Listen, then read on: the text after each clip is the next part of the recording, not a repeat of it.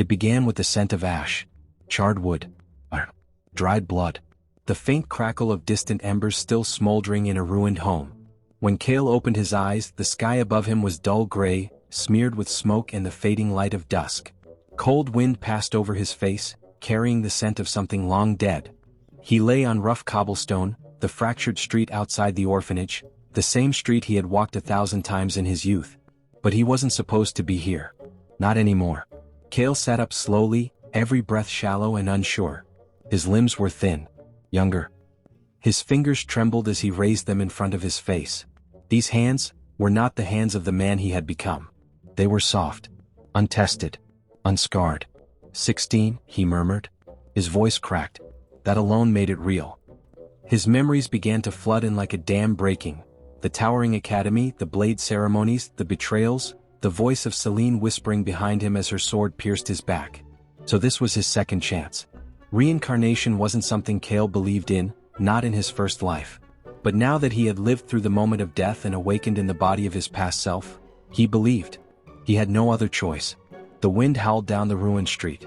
A broken lantern clinked faintly against its rusted chain. The orphanage door behind him was cracked open, swaying with each gust. He rose unsteadily to his feet. His legs burned. The body was weak, weaker than he remembered. He would need to begin rebuilding it immediately. He turned his head slightly and saw the distant mountains, still capped in snow, still unmoving. Some things remained the same. Others he would change himself. Inside the orphanage, the halls were quiet. The children were likely at the central temple for evening meals. Sister Hina, the caretaker, would be cleaning the upper floors, humming the same lullaby she always did. Kael walked through the familiar halls, heart heavy. This place had once been a home. Now it was only a reminder of poverty, of isolation, of the beginning of his long climb in the previous life. But this time, there would be no climb with others. No trusting hearts. No open hands. He stood before the cracked mirror at the end of the hallway. In it, a 16-year-old boy stared back at him. Dark eyes, short hair, a scar on the chin from a childhood fall. Kael touched the glass. This body has 12 months before everything starts, he whispered. 12 months before the betrayal begins. 12 months to rewrite everything. He had died because he trusted. He had been strong, yes, a sword master respected across the blue planet. But even the sharpest blade cannot block a knife in the back. Not this time. Kael left the orphanage that night with nothing but a thin coat and his name. No one tried to stop him. Sister Hina was used to older children leaving without farewells. It was the way of the world. Orphans lived and vanished. No one asked why. He made his way toward the outskirts of the city, where old forest paths and broken watchtowers remained from centuries past. It was here, among ruins and root-choked soil, that Kael found what he was looking for, a place to begin again. He chose a clearing near a collapsed stone shrine. The ground was uneven but dry. It would do. Kael knelt on the cold dirt. He inhaled slowly, and began the first stance. The heavenly demon body refinement technique was unlike traditional cultivation methods. It was brutal, invasive. It refined the flesh through resistance, suffering, and transformation. It rewarded pain with strength, and only through pushing past limits could the body truly evolve. He had acquired it in the final years of his previous life. Too late to master it, just early enough to be betrayed for it. Now it was his core path. He dropped into a low stance, tightening every muscle, holding his body in perfect stillness despite the burn. Then he shifted, each movement forcing tension through his joints, straining tendons, reshaping posture. A single rotation could take 5 minutes. The pain was immediate. His breath sharpened. Sweat rolled down his back. The night grew colder. An hour passed. Then 2. His muscles screamed. His legs threatened to collapse. But Kael did not move from his pose. This was how the heavenly demon forged strength, not with ease, but through devouring agony and returning reborn. When he finally collapsed to the earth, he could barely lift his arms. He stared at the stars through blurred vision. Good, he whispered. This body will learn. Morning brought frost. Kael woke shivering, curled beneath a makeshift blanket of leaves. His muscles ached in a way that felt right. Familiar. It was a good pain, the kind that meant progress. He scavenged berries from nearby bushes and drank from a river half frozen. Every motion was slow, deliberate. He was learning to live alone again. By the 3rd day, the soreness had faded slightly. Enough to move properly. Enough to fight. He had one goal now, earn money. Dungeons were the fastest path. The city of Rivenhall was built near several beginner-tier dungeon gates. Most were heavily regulated by the guild union, but there were always back-alley brokers willing to sell illegal permits to desperate adventurers. Kael found one that afternoon. The man ran a black market stall near the inner alleys of the merchant district. Burnt incense disguised the stink of blood on his boots. "You sure about this, kid?" the man asked, squinting through the smoke. "Beginner dungeon. One-use key. No retrieval teams. You die, you die." Kael placed the last of his coin on the counter. "I'm sure." The broker grinned and handed over a jagged stone marked with runes. The dungeon key pulsed faintly in Kael's palm, unstable, imperfect. Dangerous. Perfect. That night, Kael stood at the edge of the hidden gate beneath an old temple ruin. With a deep breath, he pressed the key into the broken altar. The world warped. Stone twisted. Air folded. A silent roar echoed through space as reality bent inward. Then silence. Kael stood in a forest of glass trees. The first dungeon. The air here was different. Still, cold, unnatural. Light did not bend properly. Footsteps echoed wrong. Every sense screamed danger, yet it was quiet. He drew the iron practice sword from his belt. Crude, dull, but it would do for now. A creature stirred ahead. It was small, a wolf-shaped thing made of bone and string. A construct. Weak but fast. Kael dropped into stance. He let his breath steady, eyes narrowing. Then the wolf charged. He stepped to the side, blade rising with precision. His body wasn't ready yet, the muscles unrefined, the reflexes dulled by youth. But his mind remembered. The sword flashed. The wolf's head spun into the air. Bloodless. Empty. The construct crumbled. Kael didn't exhale. More were coming. He fought in silence. 3 more. Then 5. His blade grew heavier with each swing. His footwork wobbled. Sweat soaked his sleeves. A shallow bite tore his side. He ignored it. Pain was part of the path. By the time the dungeon trembled and the gate shivered to eject him, Kael's body was a patchwork of bruises and cuts. He stood in the night wind once more. Alone. Bleeding. Alive. And stronger. He limped to a quiet riverbank and washed the wounds himself, wincing as cold water met raw skin. He examined the loot, scraps of core fragments, a low-tier monster gem, and a single intact shard of glass infused with spatial energy. Barely enough to eat for a week. Still, it was progress. Kael leaned against a tree, the moonlight pale across his face. "I'll return again tomorrow," he said to no one. Then he closed his eyes. The next morning came quietly, with the soft drip of dew from overhanging leaves and the gentle rustle of wind through branches. Kael opened his eyes beneath the broken canopy, staring at the pale light above. His body protested as he sat up, stiff joints, strained muscles, the lingering ache of half-healed cuts. He welcomed the pain. It meant the body was remembering. He stretched carefully, mindful of the bruises from the night before. The fight in the dungeon hadn't been glorious. It had been survival, awkward footwork, shaky timing, and instincts dulled by time. His younger body couldn't yet keep up with his memories. Still, he had endured. That was enough. He packed the monster core shard and loot fragments into a cloth pouch tied at his waist. The weight was pitiful, but every coin earned now was another step toward independence. Toward freedom. The city gates would open soon. He had to move before patrols noticed him sleeping in forbidden territory. Rivenhall was always busier in the early hours than most cities. Merchants wheeled carts through narrow alleys, shouting prices with morning voices. Steam rose from roadside vendors selling broth and fried dumplings. Apprentices ran to meet quotas, mothers dragged sleepy children toward temple classes, and guard shifts changed with the clang of iron boots on cobblestone. Kael walked among them quietly, hood low, cloak pulled tight. No one noticed him. He liked it that way. He had lived in this city for nearly 20 years in his past life. He remembered every alley, every shortcut, every rooftop path. But now, in this younger body, he was just another orphan drifting between shadows. The merchant square was already filling when he arrived. Kael approached a small stall operated by a short, balding man who wore too many rings and smiled like someone who sold knives in his sleep. "Back again?" the man asked, eyeing Kael's pouch. Kael said nothing but laid out the fragments one by one. The merchant clicked his tongue as he examined the monster shard under a tinted lens. "Poor quality. You went into a wild gate, didn't you?" the man muttered. "No regulation, no guardian spirits, no guaranteed exit." Kael met his gaze without blinking. "I want a better permit. One more stable." The merchant raised a brow. And how exactly do you plan to afford that, boy? Kael pulled out the spatial shard, the glass-like treasure from the previous dungeon. Faint runes still shimmered across its surface. The merchant blinked. His smile widened. "Where'd you find this?" he asked, voice low. Kael didn't answer. "Fine, fine," the man said, pocketing it quickly. "I know a place. I'll get you something semi-official. Not legal but not trash. Tier 1 difficulty. You'll need gear." Kael nodded once. "I'll handle it. And kid," the man added, leaning forward, "next time you bring something like that, don't walk through the front gate. You'll draw eyes." Kael didn't respond. He simply took the handful of copper and silver coins offered to him and vanished into the crowd. He spent the morning weaving through the edges of the city, alley markets, blacksmith sheds, backstreet clinics where alchemists sold diluted healing powder. With every step, he felt the weight of time pressing against him. Familiar streets now looked different through young eyes. People he remembered were still alive here, younger, unchanged. He passed a bookstore with faded glass. Inside, a girl sat hunched over a scroll, lips moving silently as she read. Kael paused. His heart tensed. Celine.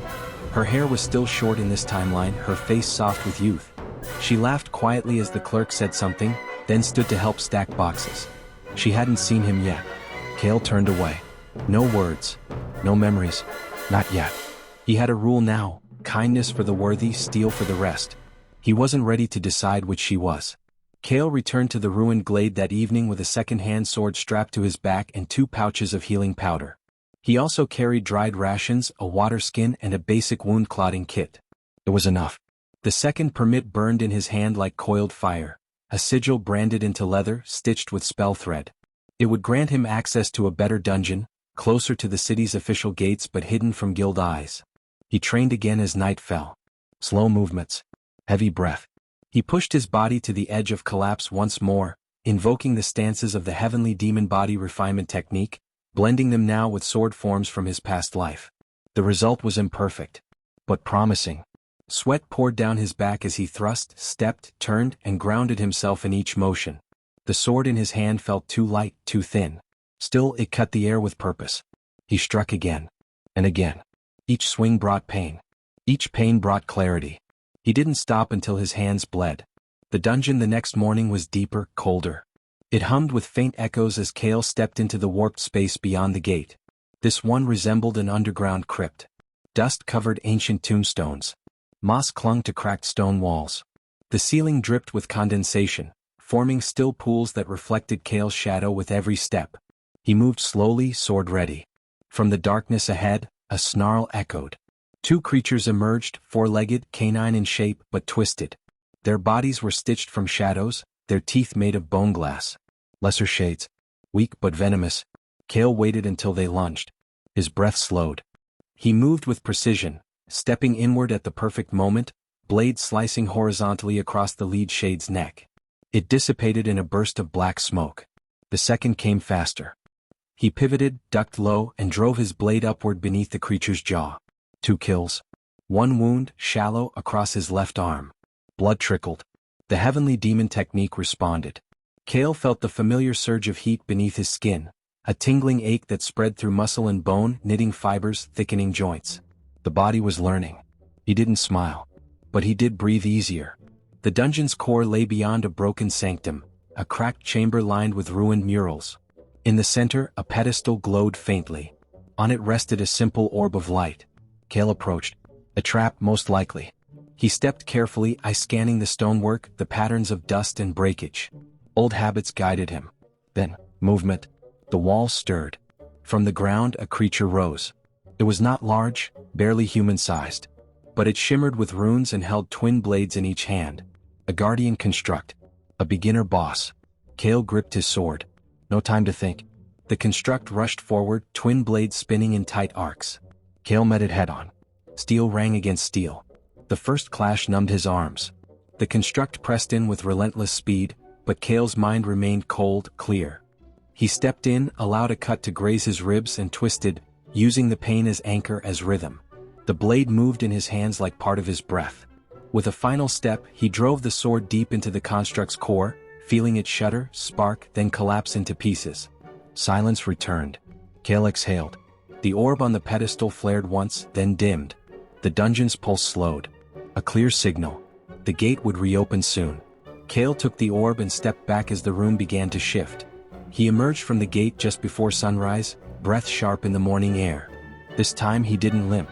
He returned to the same merchant with a heavier pouch. The orb fetched a decent price. Combined with the boss fragments and core shards, Kael had enough for gear upgrades. Nothing fancy, but a stronger blade, a reinforced chest plate, and enough coin to buy warm meals for 2 weeks. Progress. Slow. Kael sat that evening on the roof of a forgotten watchtower and stared out over the waking city. The orphanage lights flickered faintly in the distance. Celine's bookstore lay in the west ward. He could still see them. But he didn't belong there. Not anymore. "I'll walk this path alone," he murmured to the wind. No attachments. No mistakes. The wind did not answer. Only the quiet hush of the city before dawn. The mornings came earlier now. Kael no longer slept past first light. Not out of habit or fear, but out of necessity. The body was still weak. His strength, speed, and stamina were fractions of what he had once known. If he wanted to earn his place back in the world, to carve out his own legacy and stand above betrayal, then every breath would need purpose. He trained as if the earth itself were watching. Each day, Kael returned to the ruins deep within the northern glade, where stone pillars lay collapsed in moss and forgotten trees had grown tall above the cracked altar. The space was sacred in its silence. Here he could move without interruption. Here the ghost of the past would not reach him. He began with body drills. Pushes. Holds. Pulls. Stretches. He held each position until the joints screamed. The heavenly demon body refinement technique was not about elegance. It did not rely on rare pills or spiritual alignment. It was about grit. Strength. Bleeding until the body learned not to. And Kael understood that better than anyone. He took the sword and moved slowly. Each slash was drawn from memory, forms of the old sword master. But now, with the added weight of the heavenly demon method, he altered the rhythm. Held each stance longer. Twisted into forms that exhausted the bones and burned through muscle. The fusion was raw. Messy. But it had promise. He named the style quietly under his breath. Heavenly demon sword form. First breath. The blade carved air with a weight that echoed. The body responded, slower than he liked but steadily. When the pain became unbearable, he meditated. He sat cross-legged in the mud, breathing through fire, letting the ache spread until it no longer felt separate from him. The heavenly demon technique wasn't just about strengthening the body. It was about communion between pain and will. And Kael's will had never been sharper. After the 3rd week of training, his body began to change. It wasn't drastic. But his footwork no longer slipped. His stance no longer trembled. His strikes landed truer, heavier. He could feel strength layering beneath his skin, not magic, not borrowed power, but something earned. The old sword forms felt different now. Cleaner. Fiercer. He practiced until his hands blistered and bled. Then he wrapped the wounds, let them scab, and practiced again. At night he still ran low-tier dungeons. The earnings kept him fed. The combat kept him honest. He never stayed in one place too long, avoiding patrols and guild eyes. His reputation was a ghost's whisper, a lone boy taking jobs no one wanted, returning covered in blood and silence. He liked it that way. Until one night when something changed. The dungeon was quiet. Too quiet. It was supposed to be a standard tier 1, a bone cave filled with skeletal rats and low-speed constructs. Kael had cleared it before. But tonight the air shifted wrong. The temperature dropped. Kael stepped through the warped gate, sword already drawn. The dungeon floor was coated in mist. Every breath echoed louder than it should. He moved cautiously, senses stretched thin. Then a whisper. Not from the dungeon. From behind. He turned fast, blade at the ready. No one. But he felt it. A presence. Watching. He walked deeper. The construct that usually greeted him at the central corridor wasn't there. Instead, a corpse lay slumped beside a shattered core crystal. A different adventurer, young, armor cracked, chest pierced straight through. Blood still fresh. Kael knelt. Not recent, he murmured. But not long ago either. A dungeon ambush? He moved on. And then, the shadow moved. A figure stepped out from the mist, long hair drifting like smoke, eyes glowing faintly violet. Not a beast. Not human either. She looked barely older than Kael. Her feet made no sound on the stone. She wore no armor, carried no weapon. Just a torn cloak in silence. Kael raised his blade. You're not part of this dungeon. The figure tilted her head. Neither are you. Her voice was soft, unnatural.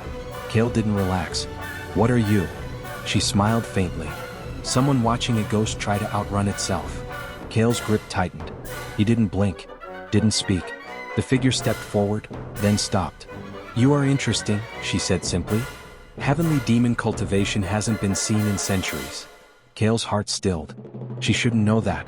She turned away. "If you survive the next gate, I'll answer one question." Then she vanished, swallowed by the mist. Kael stood frozen, breath caught between thought and instinct. That wasn't a dungeon illusion. And it wasn't a hallucination. The next room held a mutated construct, twice the size it should have been, reinforced with shadow-wrapped limbs and a dungeon core embedded in its chest. A variant spawn. Kael fought like a cornered animal. He bled from 5 places. Tore a tendon in his left wrist. Took a glancing blow to the ribs that fractured bone. But he endured. Every cut fueled the heavenly demon technique. Every scream became power. He drove the sword deep into the creature's core and collapsed beside it, lungs heaving, muscles twitching. The dungeon collapsed around him, and he was thrown back into the real world with the last pulse of the gate. He awoke in a straw bed in the outskirts. A hidden shelter. Old contacts still lingered in the city's underbelly, willing to help an unofficial adventurer, in exchange for fragments and silence. Kael paid them well, and said little. But his mind kept returning to the figure in the mist. How had she known his cultivation? Where had she come from? Why hadn't she attacked? By the 7th week of training, Kael no longer felt like a boy. His muscles had hardened. His reflexes had returned. He moved with purpose, each motion drawing less from memory and more from instinct. He forged the second breath of the heavenly demon sword style, a flowing series of horizontal arcs designed to counter fast-striking enemies. The motion sacrificed stability for flexibility, ideal for corridor fighting. He tested it in 3 dungeons. It worked. He killed 7 monsters without taking a scratch. But he still thought about the girl with violet eyes. Who was she? And how many others knew the technique he thought had died with him? That night, Kael stared into a small fire and opened the old notebook he kept hidden in his gear pouch. Blank pages. He began to write. Day 49. Body refinement has stabilized. Heavenly demon sword form, second breath complete. Encountered unknown figure in wild dungeon. Knowledge of my cultivation method confirmed. Caution required. Goal unchanged. 1. Grow stronger. 2. Enter towering academy. 3. Do not trust. 4. Do not forget. He stopped for a moment. Then he added one more line. 5. If she appears again, ask why. He closed the book and stared at the stars. A memory tugged at the edge of his thoughts. Celine's smile from another life. Her voice. Her betrayal. Kael did not sleep easily that night. The gate did not open. Kael stood at the end of the dungeon's final chamber, his boots soaked in blood and ash, chest heaving from exertion. The creature he had slain, a 4-armed revenant stitched with obsidian chains, lay in twitching pieces at his feet. Its corrupted core had already dissolved. The usual pulse had come. The dungeon should have collapsed by now. But it hadn't. Instead, the chamber remained whole, unmoving. Kael narrowed his eyes. No tremor. No shimmer of light. No transition. Just silence. He took a slow step back and scanned the ceiling. The walls. The runes. Nothing shifted. He clenched his jaw. It's not letting me out. The thought came cold. This wasn't how dungeons worked. They didn't refuse to eject surviving adventurers. Not unless. Kael turned sharply and sprinted toward the gate path. The corridor he had entered through was gone. In its place stood a wall of black stone, veined with faint red light, pulsing like a heartbeat. A sealed gate.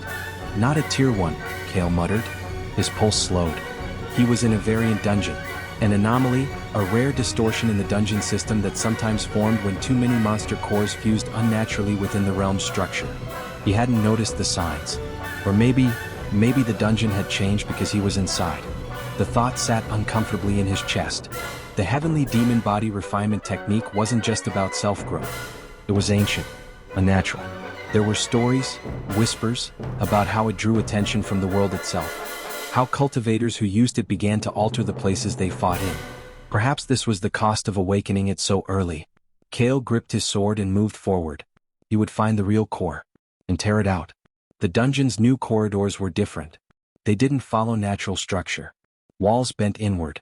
Ceilings rose and fell with each step. The temperature shifted wildly, Hot one moment, freezing the next. Blood ran down the sides of the walls in thin lines, vanishing into the cracks. Kael moved with caution. He was already tired. His wounds from the earlier fight were bandaged but not healed. His healing powder was half empty. His sword had dulled slightly from constant clashes. Still he pressed on. The deeper he walked, the more he felt watched. Not by creatures. By the dungeon itself. It was as if the realm had grown eyes. A growl echoed behind him. Kael spun just in time to meet the charge.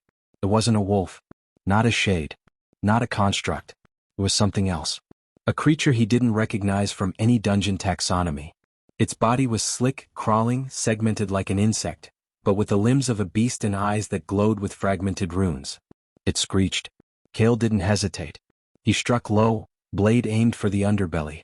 But the creature bent around the strike, its body folding in unnatural ways. He took a glancing hit to the shoulder and staggered back. Pain surged. The heavenly demon technique flared. Muscles tightened. Breath sharpened. Kael dropped his stance into the second breath of his style, the flowing arc forms meant for speed and control. He waited, drew the creature in, then moved like a shadow cutting through flame. This time his blade met flesh. The monster screamed. Its blood hissed against the stone. It retreated. Kael didn't chase it. He simply lowered his sword and breathed. Then he smiled just barely. Pain makes the path clearer. He was still learning that truth even now.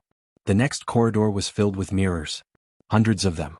Not magical, just warped and cracked glass, each one reflecting his body in different shapes. In one he looked like a skeleton. In another, a giant. In the last, he saw himself as he once was, tall, regal, with white armor and a blade forged of skyfire. The sword master. Kael stared at the reflection for a long time. Then he raised his hand, and shattered it with a single punch. He didn't need that image anymore. He wasn't a sword master now. He was something new. He stepped through the shards and continued forward. After another 30 minutes of weaving through the ever-shifting corridors, Kael found it, the true core chamber. It was smaller than he expected. A circular room, lined with runes pulsing dimly in a rhythmic pattern. In the center stood an altar of black stone. Floating above it, pulsing with slow red light, was the dungeon's heart. It was alive, and it saw him. Kael felt the air change. The stone beneath him cracked. The room screamed. From the altar, the air twisted, and something began to emerge. Not a monster. A form. Familiar. Too familiar. It wore his face. But its skin was blackened, its eyes red with hatred, its body twisted into a mockery of his stance. The heavenly demon sword form reversed and corrupted. Kael didn't move. He understood. This was the dungeon's answer. His shadow. His reflection. His trial. The creature stepped forward, mirroring his breath. They struck at the same time. The battle was not clean. It was rage against control. Echo against will. Kael moved with the precision of memory, feints, pivots, reversals, but the shadow moved like instinct unchained. It adapted instantly. Countered without delay. Each strike left Kael closer to breaking. Each block rattled his bones. Blood ran down his arms. A rib cracked. His vision blurred. But he never slowed. He gritted his teeth. Ducked under a high slash. Slammed his shoulder into the shadow's ribs and spun behind it, plunging his blade in with a roar. The creature screamed. The room shook. Kael tore the blade free and struck again. And again. Until it stopped moving. Until it stopped existing. Silence returned. The dungeon trembled. The core above the altar cracked, then shattered in a burst of red light. The gate opened. Kael collapsed to one knee, panting, his blade clattering beside him. His body was broken, but alive. He woke near the outskirts of the city. The guild wouldn't know where he'd been. He hadn't registered the dive. No one had tracked him in or out. But his body was different now. The pain had transformed him. His limbs felt heavier, not with fatigue but with density. Muscle had layered beneath the surface. Reflexes had sharpened. And deep within he could feel something burning. The beginning of his third breath. He opened his notebook. Day 61. Dungeon refused exit. Fought trial of self. Survived. Body nearing breakthrough threshold. Possible sentience in variant dungeons. Power is growing. Cost is rising. He paused. Then added, I am no longer the sword master. I am the blade that was betrayed. And I will not forget why I was reborn. Kael didn't move for a long time. The morning sun had crept over the treeline, washing the stone ruins in soft amber light. Birds sang from somewhere distant, their song distant, almost forgotten. Wind rolled through the clearing, stirring leaves around his feet. But Kael just sat there. His blade rested across his lap. His fingers were still wrapped in dried blood. And his ribs throbbed with every breath. The battle against his reflection in the dungeon had left deeper wounds than he realized. His bones had healed, mostly. His muscles had tightened, strengthened. But the real ache was somewhere else. Somewhere deeper. He couldn't stop seeing that thing. His face. His stance. His sword style, distorted. He'd thought the dungeon was just reacting. Now, he wasn't sure. Was it watching him? Studying him? Mimicking him? His hand curled tighter around the hilt. The heavenly demon body refinement technique made him stronger, yes. But there were side effects. The stories whispered it twisted more than flesh. That it changed the world around its wielder. That dungeons themselves bent in its presence. Kael had always dismissed those tales. Now he couldn't. He let out a long, steady breath. I can't afford hesitation, he murmured. Not now. Not yet. He stood slowly, each motion stiff but stable. Then he gathered his pack, sheathed his sword, and limped back toward the city. He didn't go to the inner districts. Instead, he slipped into the eastern ward, the quietest part of Rivenhall, where the buildings were small and crooked and no one asked questions. He found a medic there. Blind in one eye. Didn't speak much. Kael paid him in silence and coin. The man nodded and began cleaning the wounds. Kael sat through it without flinching, though the alcohol stung and the stitching bit deep. You fought hard, the old man rasped, not looking up. Whoever you fought, they bled like you did. Kael said nothing. The medic chuckled faintly, more breath than sound. That's how I know it wasn't some beast. Beasts don't bleed like men. The bandages were tight and firm. When the work was done, Kael left without another word. He stopped only once, outside a weaponsmith's shed near the market road. Inside hung a display of simple blades, steel, iron, one or two with spirit alloy inscriptions. Nothing noble. Nothing grand. But there was one, a curved long sword forged with blackened steel and no engraving. Balanced, unadorned. Kael stepped in. How much? He asked. The smith, a woman with soot-streaked cheeks and thick gloves, looked up. That one's meant for someone who doesn't want to be remembered. Kael held her gaze. I don't. She gave a single nod. 10 silvers. He paid her in full. That night, Kael returned to his training glade. The pain in his body hadn't faded. In some places, it had worsened. The healing powders only dulled the edge. He didn't have the resources for high-grade recovery. Not yet. But he trained anyway. He moved through the first and second breaths of his evolving style. Each form slower than usual, each pivot tempered by bruises and strain. But still he moved. Still he advanced. Because pain in the heavenly demon method was progress. As his sword cut the air, a memory returned. Celine's voice from years ago. A different life. You always push too far, Kael. You never stop. Not even when it hurts. He had laughed then, back when things were still whole. Back when he thought love could endure the world. He didn't laugh now. Because now he knew what came next. The next day, Kael bought a scroll, a requisition form for Towering Academy entrance approval. It was expensive. Official. He signed it with his name, Kael Runner, and sealed it with blood as custom dictated for cultivation-based applicants. In 2 months, the Towering Academy would open its gates for the entrance trials. Only the top scorers would be accepted. Kael would be one of them. No connections. No sponsors. No family name. Just a sword. And the strength to wield it. He spent the following weeks in isolation. No dungeons. No cities. Just training. Every day was the same. Wait. Breathe. Move through the demon forms. Meditate. Push until the body screamed. Then push further. The third breath came slowly, a counterform that required brutal precision, where one's body baited impact, absorbed the hit, and used the recoil to strike harder. It was dangerous, reckless, but it suited him. Because Kael was no longer trying to avoid pain. He was inviting it. The moment he stopped fearing pain was the moment his style became something terrifying. He had no teacher now. No comrades. Only enemies and a goal. Late one evening, Kael sat near the riverbank beneath the trees. The world was quiet. The stars blinked faintly through thin clouds. The moon hovered low. He opened his notebook. Day 72. Physical condition stabilizing. Third breath unlocked. Break and bind. Style nearing completeness for foundation tier. Entrance trial. 53 days. He hesitated. Then wrote another line. Still thinking of her. He closed the book. Not because the thought was shameful, but because it reminded him why he was doing this. Celine hadn't just betrayed him. She had smiled when she did it. In this life he would see that smile again. And when he did, he would know the truth. But for now he would train. Alone. Unseen. The wind was cold that morning. Kael stood at the edge of a collapsed temple arch, staring down into a narrow chasm where stone steps disappeared into shadow. Moss clung to the sides like rotting skin. A faint red shimmer pulsed from below, the mark of a live dungeon. It was tier 1.5, barely registered. Most official guilds ignored it. Too small. Too unstable. Not worth the manpower. But to Kael it was gold. His pack was nearly empty. His savings had gone to the academy entrance requisition. Every meal from this point on came from what he carved out of the dungeon floor. He rolled his shoulders. His new sword, the black-forged longsword, rested comfortably at his hip. No ornaments. No name. Just steel, sharp, balanced, unyielding. Just like him. He stepped into the dark. The dungeon opened into a winding corridor of cracked stone and low, fungal light. Roots burst through the walls in odd spirals, and wet air clung to his skin. Kael moved in silence. His senses had sharpened. Every step was measured. Every sound catalogued. He passed 2 spike traps without flinching.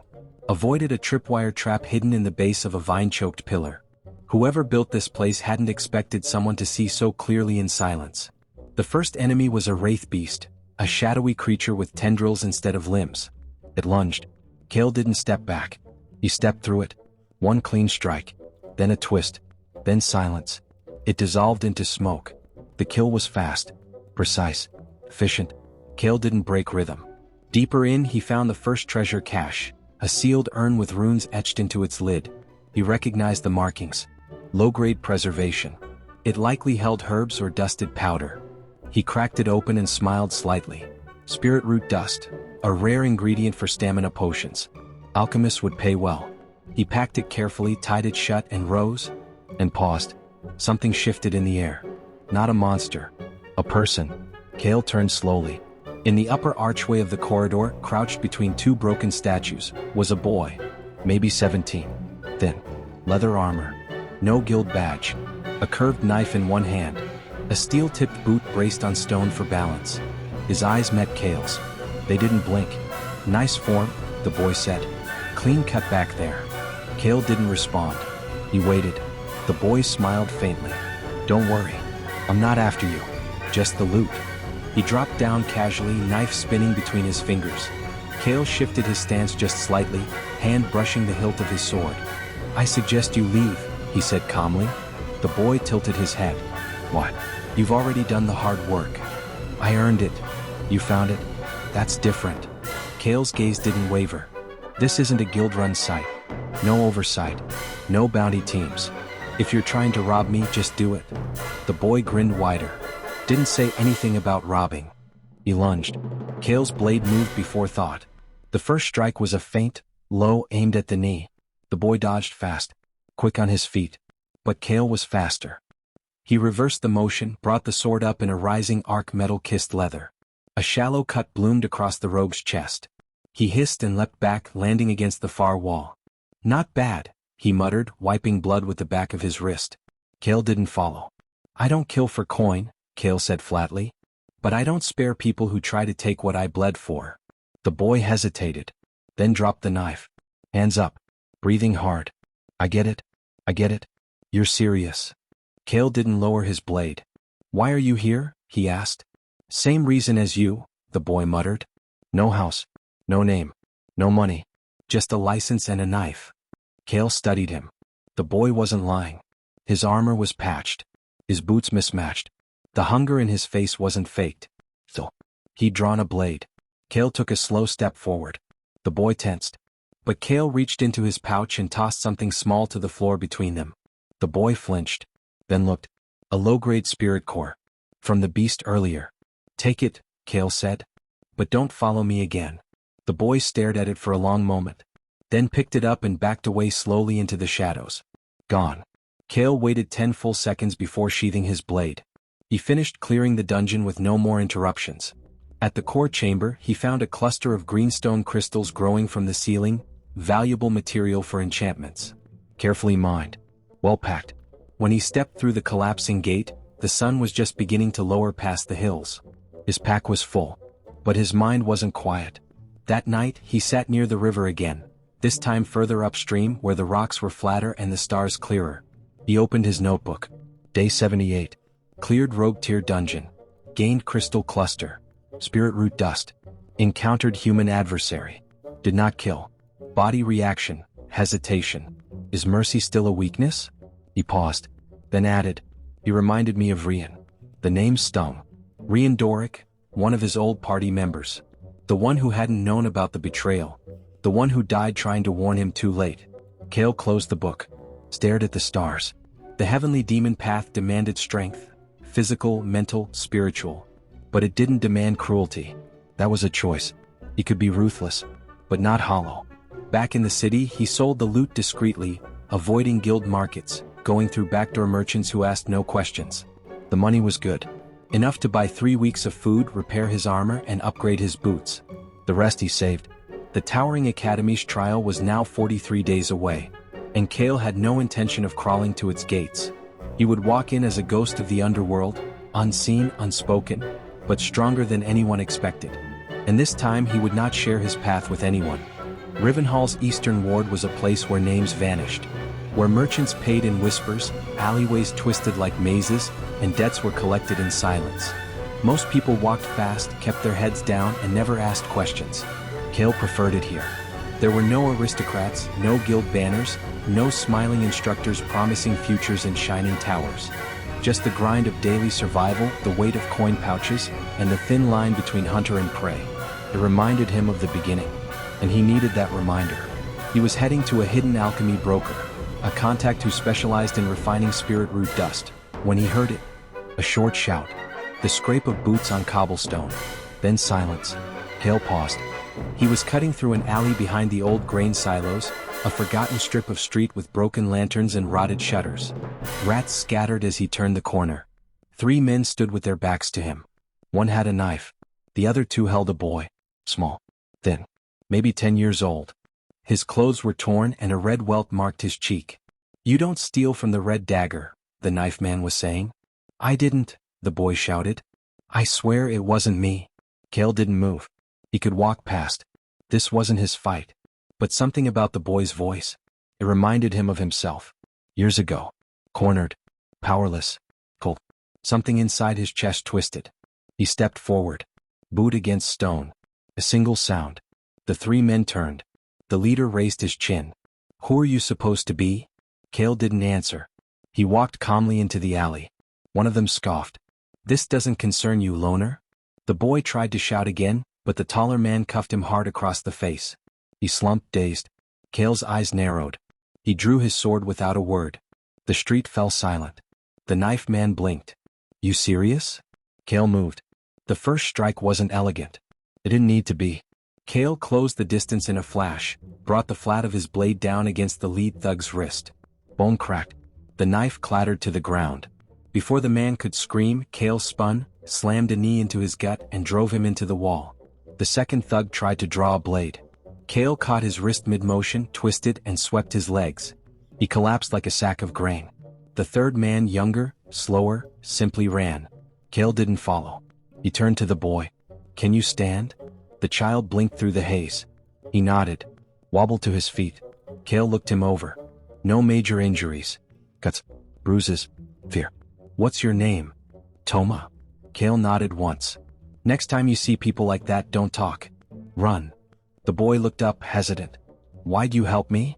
Kael looked past him toward the sky. The clouds were rolling in, pale and cold. Because someone once didn't. Kael left Toma near the Western District's old temple. A monk there would give him food. Shelter maybe. Children were still protected in the temples as long as they didn't draw attention. Kael didn't expect thanks. But as he turned to leave, Toma grabbed his coat. "Will I see you again?" the boy asked. Kael didn't answer. He just walked into the smoke-stained streets and disappeared. That evening, Kael returned to the glade to train. But something felt different. His strikes were heavier. His body moved cleaner. The third breath of the heavenly demon sword style had begun to evolve. It was no longer just a counter-strike. It had rhythm now: pressure, release, retreat, crush. A pulsing flow between punishment and control. It reflected his growth. He moved through the forms as the wind rose, as dusk fell around him, until the sword blurred through the air like a storm. And yet, his mind wasn't silent. Not tonight. He kept seeing Toma's eyes. The fear. The hope. He remembered what it felt like to want someone, anyone, to care.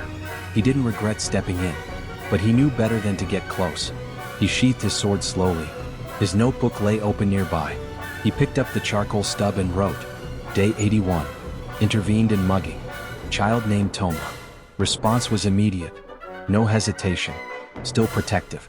Still vulnerable. He paused. Then added, I was seen.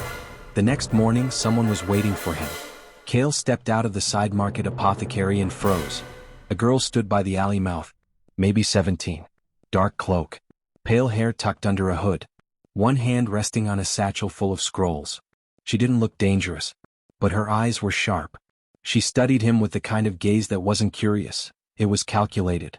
I saw what you did yesterday, she said. Kael didn't blink. Then you saw too much. The girl tilted her head. Maybe. Or maybe I saw just enough. Silence hung between them. Then she stepped closer. I'm not here to blackmail you, she said. My name is Lyra. I study alchemy. I help sell in the ward. And I saw what you did for that boy. Kael stayed quiet. Lyra continued, voice calm. I also saw how you moved. Your form. Your control. You're not normal. He didn't deny it. I don't care where you learned it, she said. But I think you need a friend who can make potions. Kael raised an eyebrow. You want something. Everyone wants something. He studied her for a moment longer. Then nodded once. Fine. One condition. Name it. No questions. She smiled faintly. Deal. Kael wasn't used to having company. So when Lyra showed up again, cloak drawn, satchel clinking faintly with potion vials, he didn't say a word. He simply nodded and turned toward the outer ruins. She walked beside him without comment. They crossed the city's eastern ward in silence, passing the butcher stalls and incense vendors, weaving through alleys and back streets until the crumbling wall of the old quarter came into view. Beyond it, a broken path led into one of the few unregistered Tier 2 dungeon gates, a collapsed shrine long abandoned by the guilds. Kael stopped beside a rusted statue and glanced at her. This isn't a spectator's trip. Lyra didn't flinch. I know. You get hurt, I'm not carrying you out. Fair. You slow me down? I won't. Kael studied her for another moment, then turned. Keep up. The dungeon opened into a winding canyon, slick with moss and dripping water. Strange vines grew along the walls, pulsing with faint blue light, humming softly in response to footfalls. Lyra stayed behind Kael, just far enough not to interfere, just close enough to watch. Kael drew his blade. The first enemy was a cave crawler, long, armored, with hooked limbs and acidic spit. It lunged from a crevice with a screech. Kael pivoted low, stepped into the strike, and drove his blade through its core with a single, clean motion. The creature spasmed, twitched, went still. Kael turned. Lyra was already crouched beside it, uncorking a vial. What are you doing? He asked. Harvesting its core before it rots, she said calmly. Kael frowned. Tier 2 crawlers don't have stable cores. They don't. But you don't need stability, do you? Kael stiffened slightly. Lyra didn't look up. I've been researching body refinement cultivators. And you're not exactly subtle. He said nothing. She pulled out the core, still dripping, cracked and flickering with internal light. This, she said, holding it up, would poison most people. But your body. She looked at him now. It could turn this into growth. Kael took the core and examined it. It pulsed faintly in his hand, unstable, yes, but rich with raw spiritual residue. I've used fragments before, he admitted. In dungeons. Mid-fight. Lyra nodded. Unrefined energy. Immediate reaction. Pain-fueled strengthening. That's the base. She opened a second vial, this one filled with glowing amber liquid. This is refined monster core fluid. Takes hours to brew. Burns like wildfire when ingested. But if your body can handle it. Kael met her gaze. You're trying to help me. I'm trying to see what happens when the rules break. She wasn't lying. Not entirely. Curiosity. Logic. Purpose. She wasn't attached yet, just fascinated. Kael understood that kind of hunger.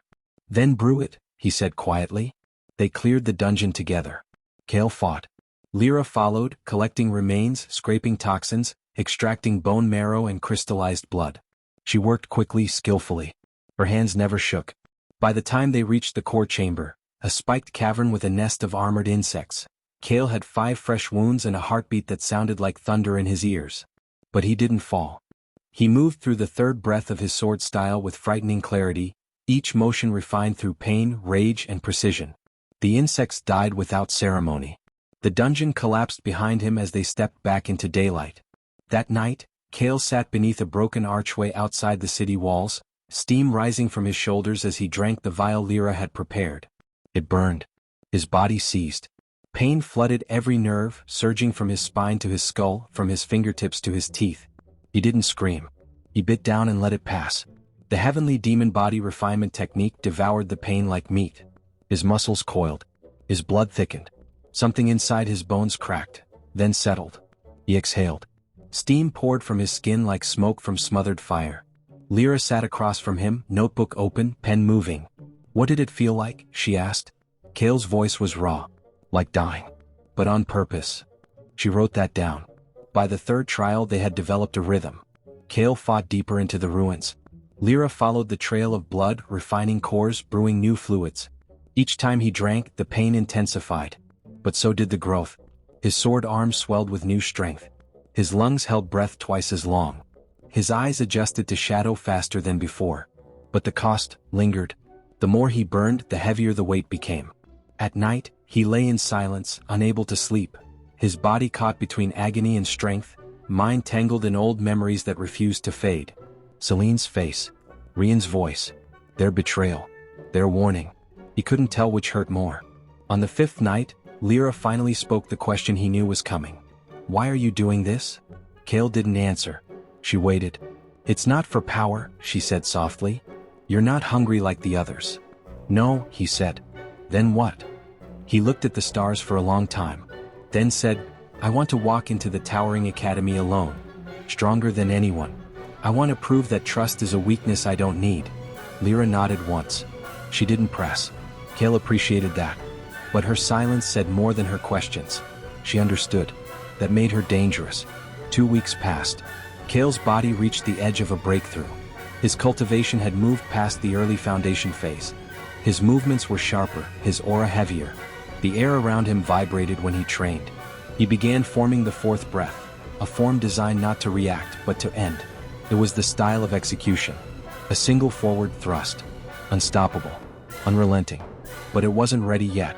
Too raw. Too risky. He needed one more push. One more descent. One more burn. Lyra watched him practice from a distance, arms crossed, brow furrowed. "You're changing," she said. "I have to. Do you know what happens if you go too far?" Kael stopped, turned. Her eyes were sharp now, not with curiosity but concern. "You'll stop seeing people as people." Kael sheathed his sword. "Then they'll stop hurting me." The market was loud. Vendors shouted prices from behind colorful stalls. Children darted between baskets of dried fruit and steaming skewers. The scent of spice, ink, and steel filled the air. Kael moved through it like smoke. But low. Steps silent. He wasn't here to shop. He was watching someone. Lyra walked ahead, negotiating a deal with a reagent seller. She'd insisted he come with her, said she needed another set of eyes. Kael had agreed. Reluctantly. And now he stood still beneath the shadow of a half-collapsed column, watching the crowd pass. Until he saw her. It was subtle. A flicker of pale hair pulled into a loose braid. A familiar way of tilting the head as she turned. Then, her voice, soft, laughing. Asking a book merchant about a rare alchemical treatise. "Celine." Kael's chest tightened. The sound of the market faded. The light dimmed. Time slowed. She hadn't changed much. Younger, yes. Softer. No trace of the cold ambition that would later burn behind her eyes. She wore a scholar's robe, simple but finely made. Her hands held a stack of scrolls. Her smile was innocent. And yet, Kael felt the old wound open. She didn't recognize him. Of course she didn't. To her he was no one. Just another cloaked figure in a crowd. But to him, she was the knife in his back. The whisper in the dark. The voice that said "I love you" the night before she left him to die. Kael's breath slowed. His hand brushed the hilt of his sword. Not to draw it. Just to remember it was there. She passed only a few paces from him. He didn't move. She didn't look. Then, for the briefest moment, her eyes flicked sideways. Not at him. Through him. And kept walking. Lyra returned a few minutes later. Got what I needed, she said. Decent price too. Kael didn't respond. She paused. Something happened? Kael shook his head. But his jaw was clenched. His eyes lingered on the path Celine had taken. The direction she'd gone. She was here, he said quietly. Who? He hesitated. Then, someone I used to know. Lyra tilted her head slightly. Friend? Kael exhaled. Not anymore. They left the market in silence. Kael didn't speak until they were back in the ruins, the place where the air was still, the light dim and the sky too far to touch. He trained harder than usual. Every strike faster. Every motion sharper. He moved through the third breath again and again until sweat soaked his cloak, until his shoulders burned, until his arms screamed. Lyra didn't interrupt. But she didn't leave either. When he finally collapsed to one knee, breath ragged, she approached with a water flask and a blank expression. Was she important? She asked. Kael took the flask. Drank. Said nothing. Lyra didn't push. But her silence was heavier now. Not with judgment, with awareness. That night, Kael opened his notebook under the broken moonlight. Day 86. Saw her. She smiled. She didn't know me. His hand hovered over the page. Then he added, the past is still real, even if no one else remembers it. The next morning, Kael went back to the market. Alone. He didn't search for her. But his eyes flicked toward the West District. Toward the bookstore. The same one she used to work at. He stood outside it for a long time. Through the glass he saw her again. Talking with the shopkeeper. Laughing. She looked happy. Untouched. Kael clenched his fists. What if he said something now? What if he stepped forward? Would she still betray him? Or was that future gone? He didn't know. And that terrified him more than the memory. He returned to the ruins and trained until his hands bled. The pain helped. But not enough. Not this time. Lyra found him that evening, sitting alone, staring at the blunted edge of his sword. She sat beside him. Quiet. I don't need comfort, he said. I'm not offering it, she replied. Pause. Then. Did you love her? Kael didn't answer for a long time. Then he said, yes. And that was the truth. Lyra didn't nod. Didn't speak. She just pulled out a small vial and handed it to him. Newly refined. Stronger than the last batch. Kael took it. His fingers were steady. But his heart felt like ash. The Tier 3 gate pulsed like a heartbeat carved in stone.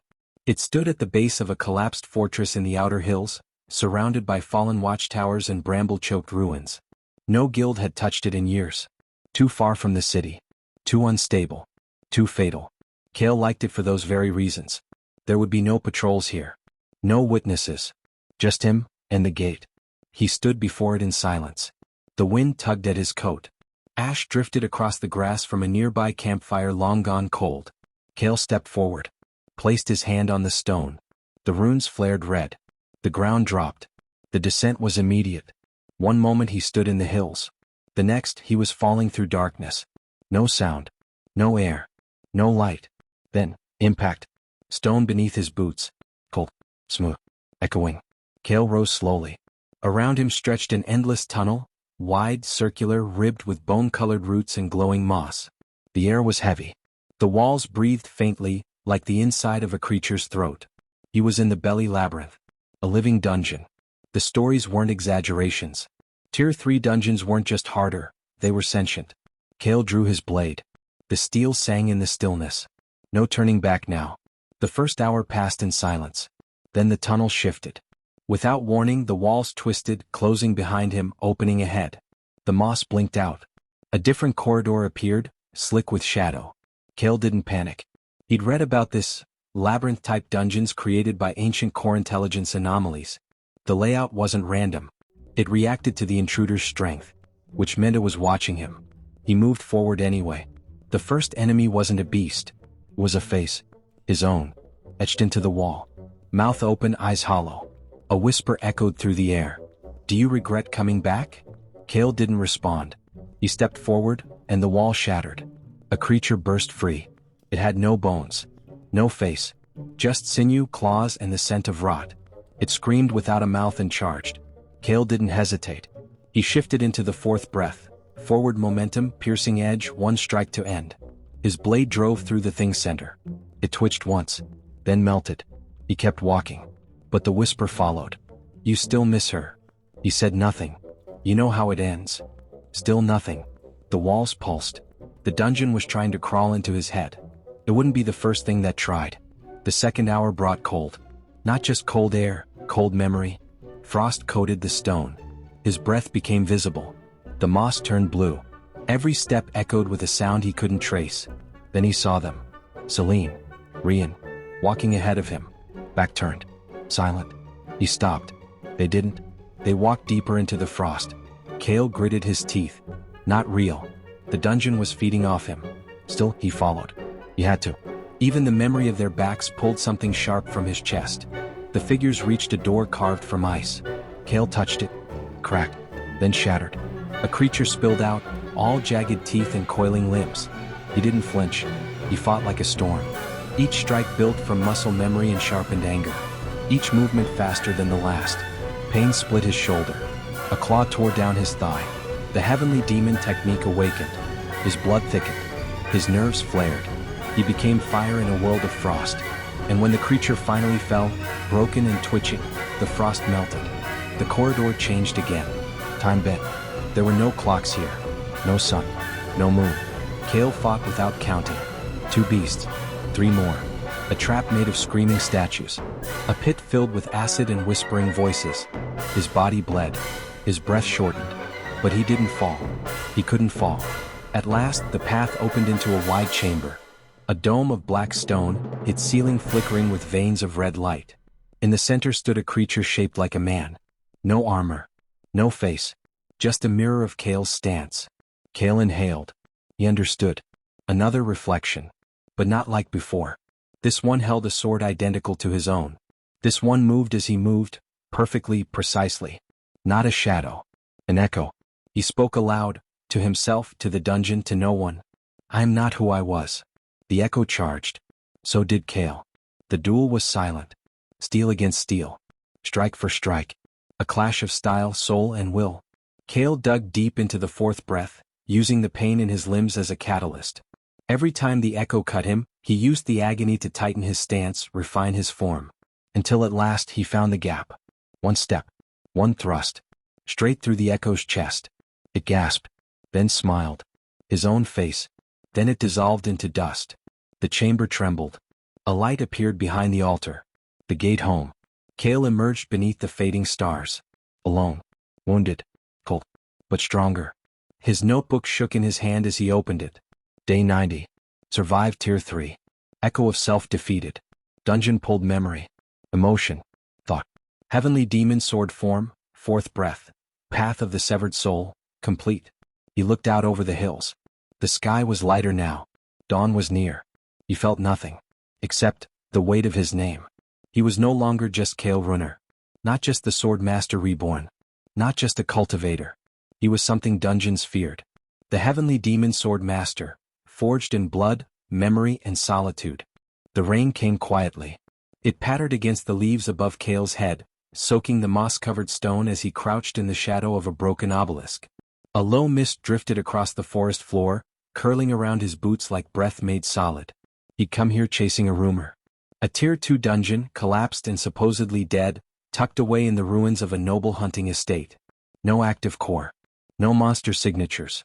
Not even scavenger markers. But Kael knew better. He felt it. The pull in his bones. The way the air shivered when he stepped too close. There was something beneath this place. Something old. He pressed his hand to the earth. The stones were warm. He exhaled, then began digging. It took him 4 hours. Beneath the layers of dirt and vine-choked rubble, he found the old gate, dormant, covered in sigils that hadn't been seen in over a century. Not guild script. Not academy script. But ancient formation glyphs. He remembered them. From his past life. This gate shouldn't exist. Not yet. It had only been discovered years after he'd entered the towering academy. So how was it here now? Kael placed his palm against the central glyph and focused his breath. The runes shimmered. The ground shook. Then the gate opened. The chamber was still. Dust floated like snow in the faint blue glow from the walls. Cracked murals lined the stone, their symbols eroded but familiar, depictions of celestial cultivation paths, demon blood rituals, and body refinement circles lost to time. Kael stepped inside. His footsteps echoed too loudly. No monsters. No noise. No traps. Just silence, and a pressure that settled deep in his chest. At the end of the chamber stood a pedestal. Something rested atop it. Kael approached.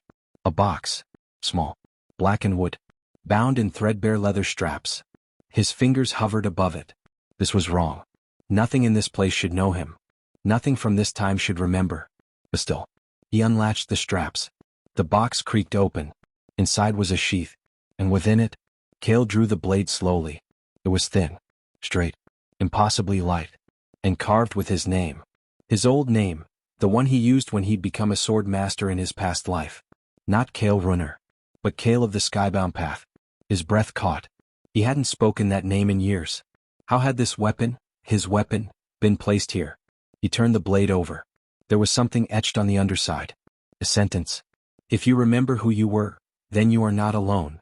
Kael stood frozen. The words pulsed faintly, spirit-inked. A trace technique used to leave hidden messages only readable through inner force. This wasn't a coincidence. Someone else knew. Someone who remembered. His grip tightened around the hilt. Who left this? He whispered. But the walls gave no answer. Just the sound of distant rain bleeding through stone. He left the vault before nightfall. He didn't disturb anything else.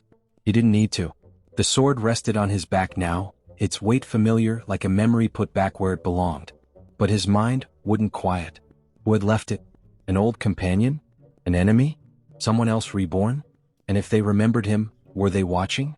Kael returned to the outskirts and found Lyra waiting at the usual place. She was seated on a broken wall, a potion vial spinning slowly between her fingers. "You're late," she said. "I found something," Kael replied. Her eyes flicked to the blade on his back. "That's not your usual sword." Kael drew it. Lyra went still.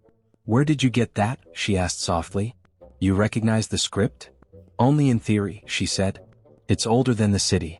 Pre-guild era. Pre-everything era." Kael said nothing. He didn't lie. But he didn't explain. Lyra studied his face for a long moment. Then she nodded, more to herself than to him. "You're not the only person hiding a secret," she said. Kael looked up. "You too?" "I study forbidden techniques. Body modification. Core infusion.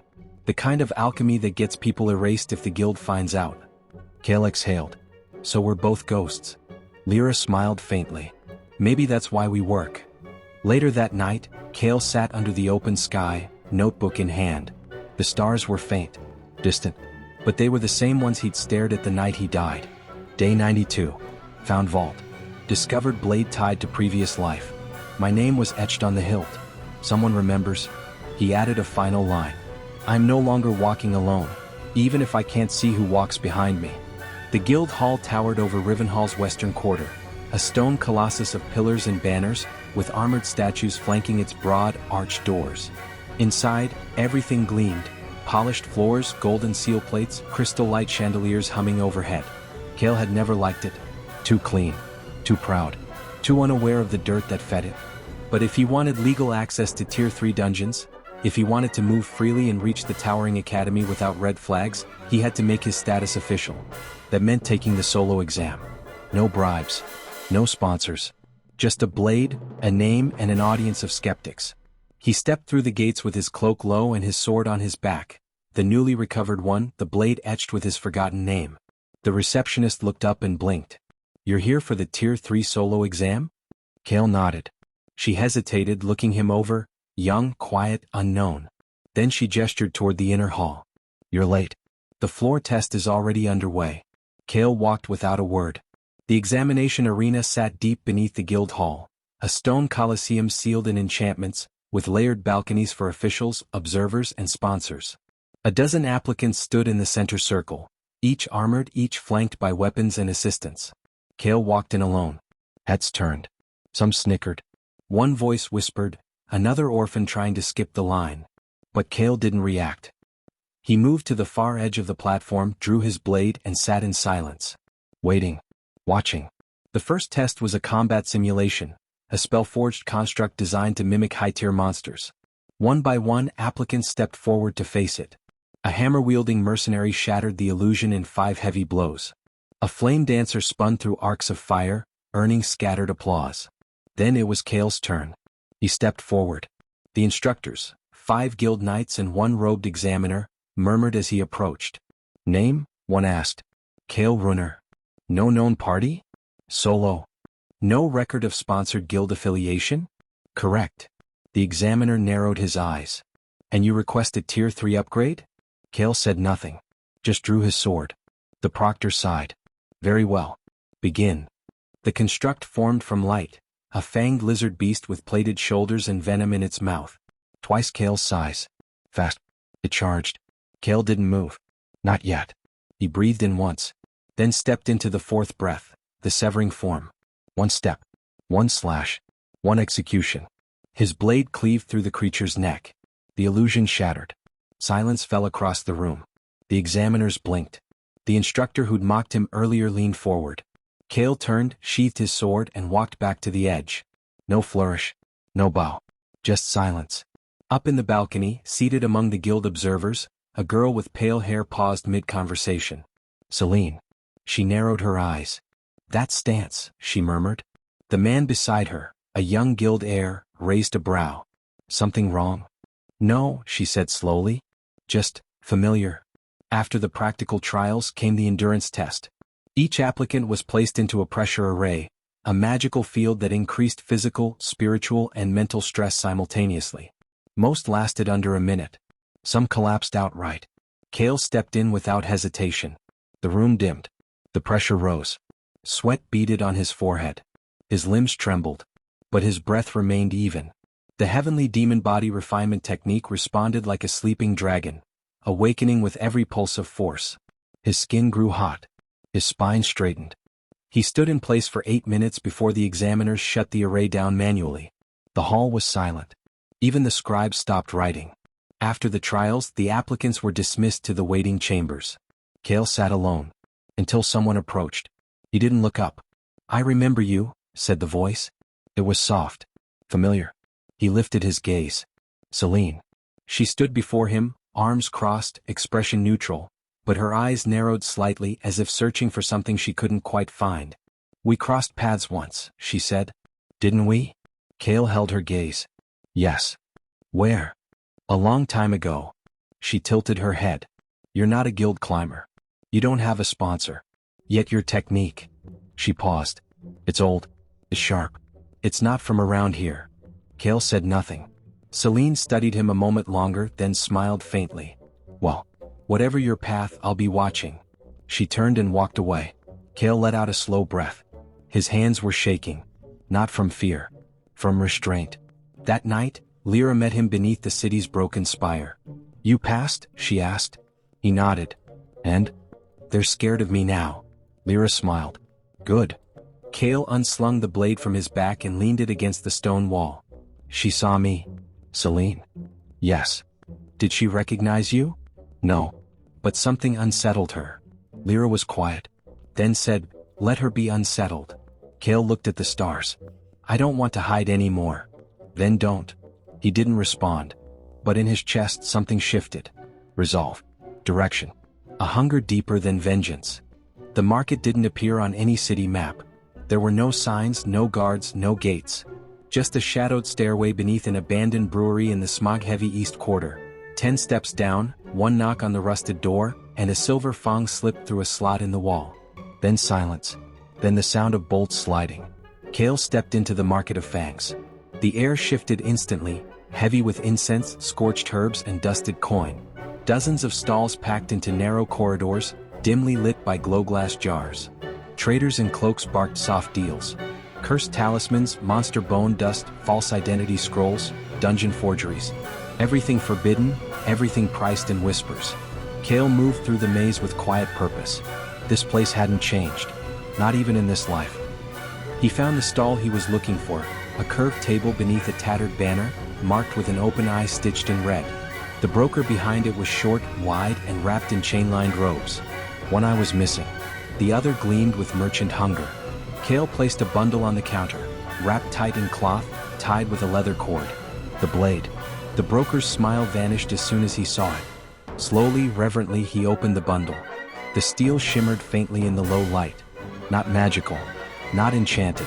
But it remembered things. Kael could feel it. So could the broker. This sword, the man rasped, does not belong to this time. Kael said nothing. The broker's fingers trembled slightly as he touched the hilt, then drew back as if burned. Where did you get it? Trade secret. Do you know what this is? Yes. The broker looked at him for a long moment, then nodded once, slowly. There's someone who's been searching for this. For years. Kael's eyes narrowed. They left a standing offer. Said it wouldn't expire. No name. Just a location. Where? The broker reached under the table and pulled out a sealed scroll. Take this to the cliffs beyond Southfall Ravine. Burn it. Wait an hour. Kael took the scroll. Didn't open it. And if I don't? The broker's smile returned. Then no harm done. But if you do, you might find answers. Kael wrapped the sword again and turned to go. Be careful, boy, the broker said behind him. Some relics are meant to stay buried. Kael didn't return to the city. He walked straight for Southfall. The cliffs there were jagged, overgrown, and lined with blackstone thorns. The wind screamed over them like a warning. Nothing lived here. Not for long. He found the outcropping mentioned in the scroll, a flat stone platform overlooking a sheer drop. Kael placed the scroll on the ground. Lit it with a spark from his flint. The flame burned fast. Too fast. No ash. Just a burst of silver light. Then silence. Kael waited. 1 hour. Nothing. 2. Still nothing. Then, movement. The wind shifted. A doorway opened in the air. Not a portal. Not a gate. A door, made of shadow and brass with no hinges, no wall. Just standing there humming softly.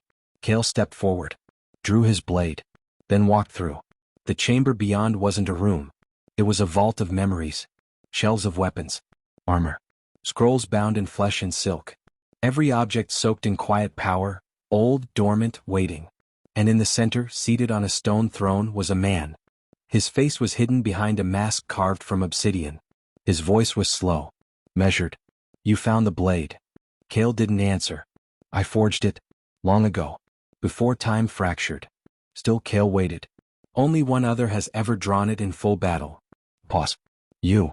Kael's breath slowed. I thought I was the only one who remembered. The masked man laughed, not with mirth but sadness. They're always echoes, child. You just have to bleed deep enough to hear them. Kael stepped closer. What are you? A fragment. A piece of someone who made a terrible choice, and paid the price. You were like me. No, the man said quietly. You are like I was. But you are further now. Stronger. You carry the path of the heavenly demon sword without faltering. He leaned forward. You are the last sword. The one they failed to kill. Kael felt the air tighten. He gripped the blade tighter. Why leave it for me? Because this world isn't done trying to forget you. The masked man stood, reached into the air, and pulled a memory from it. A flickering vision. Celine. Older. Cold. Crowned. Holding Kael's sword in her hands. Then plunging it into his back. Kael's hands clenched. The vision vanished. The man spoke once more. You stepped off the cycle. But the world will try to bind you again. When you reach the tower, beware the ones who smile first. Kael didn't speak. He just turned and walked back toward the door. The man called after him. When you awaken the 5th breath, come back. The door closed behind him. And vanished. Kael stood on the cliff edge. Alone. The wind had stilled. His heart hadn't. Someone else remembered. And whoever they were, they had seen further down the path than he had. Kael drew the blade again. It felt heavier now. More real. He raised it toward the sky. Then lowered it. And whispered, I won't be bound again. The forest was silent. Not with peace, but with stillness. The kind that lingered after storms, after screams, after something old had passed through. Kael sat cross-legged beneath a half-fallen pine, his cloak wrapped around him like armor. Rain pattered faintly above, dripped from branch to root, soaking the moss beneath him. His sword lay across his lap, its sheath wrapped in cloth, its hilt bare. He hadn't moved in hours. Not since returning from the cliff. Not since hearing the masked man's words. You are the last sword. The one they failed to kill. Kael closed his eyes. His breath was slow, measured. Inside he searched. The heavenly demon body refinement technique had 4 layers completed. 4 breaths mastered. Each one carved into his nerves through blood and repetition. Each one forged through agony, not theory. But the 5th breath was different. It wasn't physical. It was intention. Not just how to kill, but why. Not just survival, but truth. And truth was harder than battle. Kael's hands clenched in his lap. Memories pressed against him like cold blades. The day Celine held his hand and swore to follow him anywhere. The moment she stood beside his enemies, unmoved. The look on Rian's face when he realized the betrayal had come too late to stop. Kael inhaled through the ache. His breath caught. Not from pain. From choice. You want to be strong so no one can betray you again? But who are you without that pain? His training began again at dawn. Slowly. Without style. Without motion. Just standing. Letting the rain soak through his clothes, down his spine. Letting the chill pull truth from his bones. Then movement. First breath. Muscle and breath aligned. Second breath. Flow and adaptation. Third breath. Pain and counterforce. Fourth breath. The killing arc. And then stillness. Kael raised his blade. And waited. Nothing came. The fifth breath slept. He lowered the sword. His hands trembled. On the third day he built a fire beneath a cliff alcove. The flames hissed in the wet air. Kael sat before them with the relic blade laid across his knees. He stared at it for hours. Not the steel. The name. Kael of the Skybound Path. The title given to him at the Towering Academy when he became a sword master. He thought that name was his peak. Now, it felt like someone else's skin. He picked up the sword. Raised it slowly. Then began to speak aloud. One breath. One truth at a time. I am not the man I was. I do not seek their approval. I am not afraid of being alone. I am not afraid of remembering. I am not a weapon. The words cracked. Like iron under strain. But they didn't break. Not yet. The fifth breath began to form on the seventh night. Not through motion. Through stillness. Kael stood in the center of the glade, eyes closed, sword sheathed. He did not strike. He did not move. He just listened. To the pain. To the ghost. To the silence inside himself. And then he stepped forward. One motion. Not to kill. But to choose. A thrust that didn't aim for the enemy's heart, but his own. To pierce the lie. The lie that he was only what they made him. That he had no path of his own. That he was born only to be used, discarded, reborn, used again. The sword moved with perfect balance. Kael exhaled. And the fifth breath awakened. He fell to his knees. Not from pain. From release. His mind had gone quiet. For the first time in this life. He stayed there for hours. At dawn he returned to the city. Lyra was waiting near the outskirts, arms crossed, coat damp, a small campfire flickering at her feet. You disappeared, she said. I needed to, Kael replied. You look different. Kael nodded. I let go of something. Lyra didn't ask what. She just handed him a vial. Then you'll need this. He took it. Drank. The bitterness grounded him. You're almost ready for the academy, she said. Kael stared toward the horizon. The tower's silhouette was visible now, faint, distant, crowned in cloud. Not almost, he said quietly. Now I am. That night Kael opened his notebook. Day 97. Fifth breath awakened. Breath of the will, sword that does not answer. Not a form. A decision. I'm not what they made me. I am what I choose to become. The morning sky was pale gray. Not stormy. Not bright. Just heavy. Kael stood alone on the western road, the towering academy rising like a spire of memory in the distance. Its high walls were still wrapped in mist, its gates shadowed by banners and runes. From here it didn't look different. But Kael knew better. He died because of that place. Now he would return to walk its halls with open eyes. He adjusted the strap on his pack, shifted the relic blade on his back and started walking. His steps were slow. Grounded. Each footfall left a print in the cold earth behind him. The walk from the outer districts to the academy gates took hours. The road grew quieter the farther he went. No carts. No merchants. Only travelers like him. Most came in groups. Hopefuls with guild sponsorships, noble crests, shining weapons and matching uniforms. They laughed. Whispered strategies. Shared rumors of the trial ahead. Kael passed them without a word. Some looked at him with curiosity. Others with disdain. A few saw the blade on his back and wisely stepped aside. No one challenged him. Not yet. By midday the road narrowed, funneled toward a wide stone bridge that arched over a slow-moving river. Beyond it stood the Gate of Ember, the formal entrance to the towering academy. Kael paused at the crest of the bridge. He had stood here once before. 6 years older. Heart wide open. Hand in hand with Celine. He remembered her smile. He remembered thinking the world couldn't touch them. He remembered being wrong. Kael closed his eyes, breathed in deep, then crossed. At the gate, officials waited beneath high banners. Clerks in deep blue robes. Enchanters with scrolls. Instructors flanked by ceremonial guards. The entire process was steeped in pomp, a dance of names and lineage.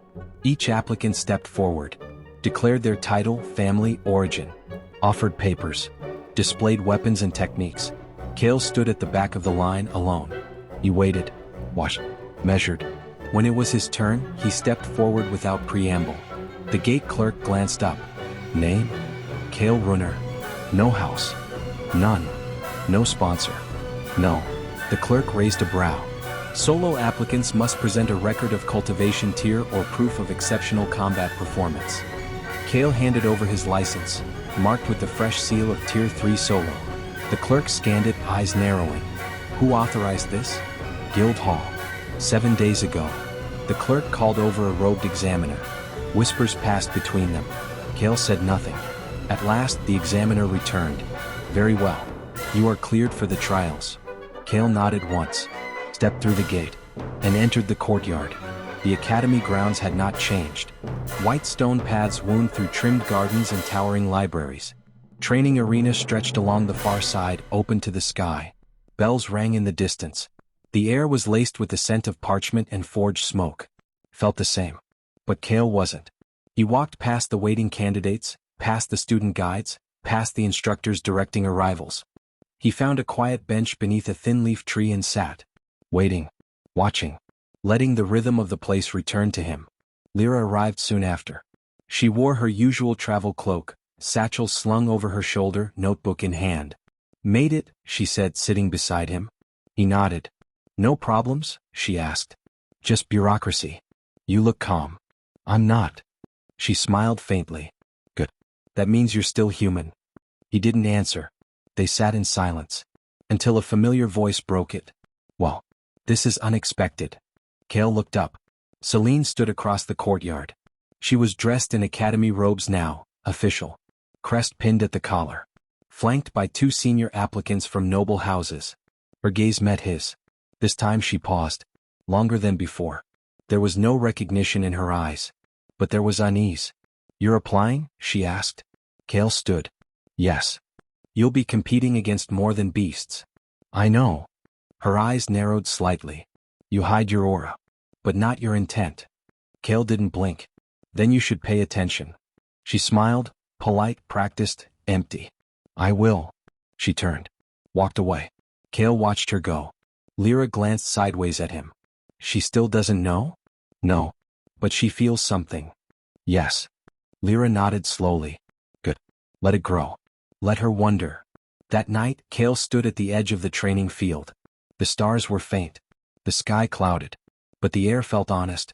He drew his sword. Not to fight. Just to hold it. The relic blade pulsed softly in his hand. His past had followed him here. So had his future. He whispered, not to the stars but to himself. I am not the boy who came here to be accepted. I am not the man who died protecting the wrong people. I am the sword they buried. And now I am awake. The morning after the arrivals, the academy bells tolled thrice, long, deliberate notes that echoed through marble corridors and dew-covered courtyards. Trial day. Kael opened his eyes in the shared barracks. The other candidates were already stirring, some still half asleep, others already donning armor and adjusting uniforms. The room buzzed with nervous energy. He sat up slowly. No armor for him. Just his black travel cloak, the same weather-worn one he'd worn on the road, and the relic blade resting quietly against the wall beside him. Lyra was already up, seated cross-legged on her bunk, scribbling notes into her ever-present journal. She didn't look up. They'll test us in groups of 5. No names. No backgrounds. Just performance. Kael reached for his sword and strapped it to his back. They want to see how we react under pressure, he said. They want to see if we break, she replied. A bell rang again, this one shorter, sharper.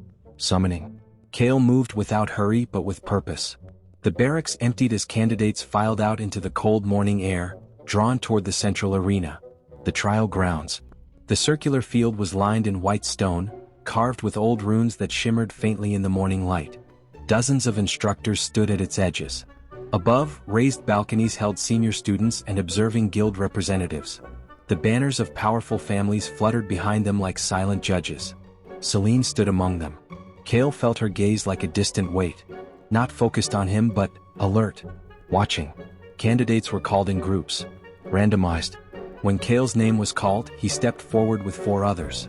No greetings were exchanged. Each stood a little apart, weapons unsheathed, eyes sharp. A proctor spoke from the edge of the arena. His voice carried unnaturally, amplified by some enchantment. Trial 1, Reflection. A faint shimmer pulsed across the ground. The air bent inward. Kael knew the moment it began. The arena darkened, not with shadow but with memory. He stood alone. The others were gone. So was the crowd. Just silence. And then, a figure appeared across from him. Himself. Not as he was now but as he had once been. Younger. Hopeful. The version of him that had arrived at the academy 6 years ago. The other Kael smiled. Still carrying that same burden? Kael didn't reply. You remember what happened, don't you? The gate. The betrayal. Her voice when she said your name like it meant nothing. The younger Kael stepped forward. No weapon. Just words. You were weak then. Kael exhaled slowly. I was blind, he said. Still are. Kael closed his eyes for a moment. The scent of forged smoke. The weight of the blade. No, he whispered. I see now. I see everything you couldn't. He stepped forward. Not to strike, but to walk through the illusion. The memory shattered like glass. And the arena returned. The crowd above was hushed. The other candidates remained, but not all had stood firm. One knelt, trembling. Another wept openly. One was gone entirely, escorted out. Only 2 remained upright. Kael. And the girl beside him, not Lyra. A tall, sharp-eyed candidate with silver-threaded braids and calloused hands. The proctor marked something on a slate. Group 7. Passed. Kael stepped back from the circle, breath steady. But something inside him still pulsed. Not from the trial, but from the words he had spoken. He had meant them. Truly. He was no longer blind. Later that day, in a quiet side courtyard shaded by ivy walls, Kael leaned against a tree. Lyra found him there, tucking her journal away. I saw the trial, she said. You weren't in my group. No, but I watched. Kael gave a slight nod. Lyra sat beside him, voice low. What did you see? Myself. Did you win? No, he looked up at the sky. I understood. She considered that. Then smiled faintly. Good. Because the next one won't be gentle. A bell rang again in the distance, sharper this time. The second trial would come tomorrow. Kael remained seated. Quiet. The breeze carried voices from the far halls. Names. Rankings. Speculation. He ignored them. Because he wasn't here to prove himself to them. He was here to remember who he was. To reclaim what was taken. And to walk deeper into the place that had once broken him. This time with open eyes. The second trial was whispered about more than the first. It had no name, not officially. But among the candidates it was called the pit. A test of combat, yes. But also of restraint, reaction, fear. Some said it was a relic tradition older than the academy itself. Others claimed it was just a blood sport, cloaked in academic prestige. Whatever it was, Kael knew one thing. He would not walk away from it unchanged. The day broke cold, with gray-blue skies and wind that tugged at robes and hair like impatient fingers. Kael stood in the assembly courtyard with Lyra, waiting for their names to be called. She glanced sideways at him, hugging her satchel close. They're choosing pairs this time, she murmured. Not random. Matchups based on how you performed yesterday. Kael nodded. Then they saw too much. They always do. Across the yard, proctors moved like silent judges, scrolls in hand. One by one, names echoed across the field. Kael Runner. Zaina Varen. Lyra raised an eyebrow. The girl from your group yesterday? She saw through the illusion. Held steady. She's strong then. She's watching me, Kael said quietly. Just like Celine. He didn't need to look up to feel it.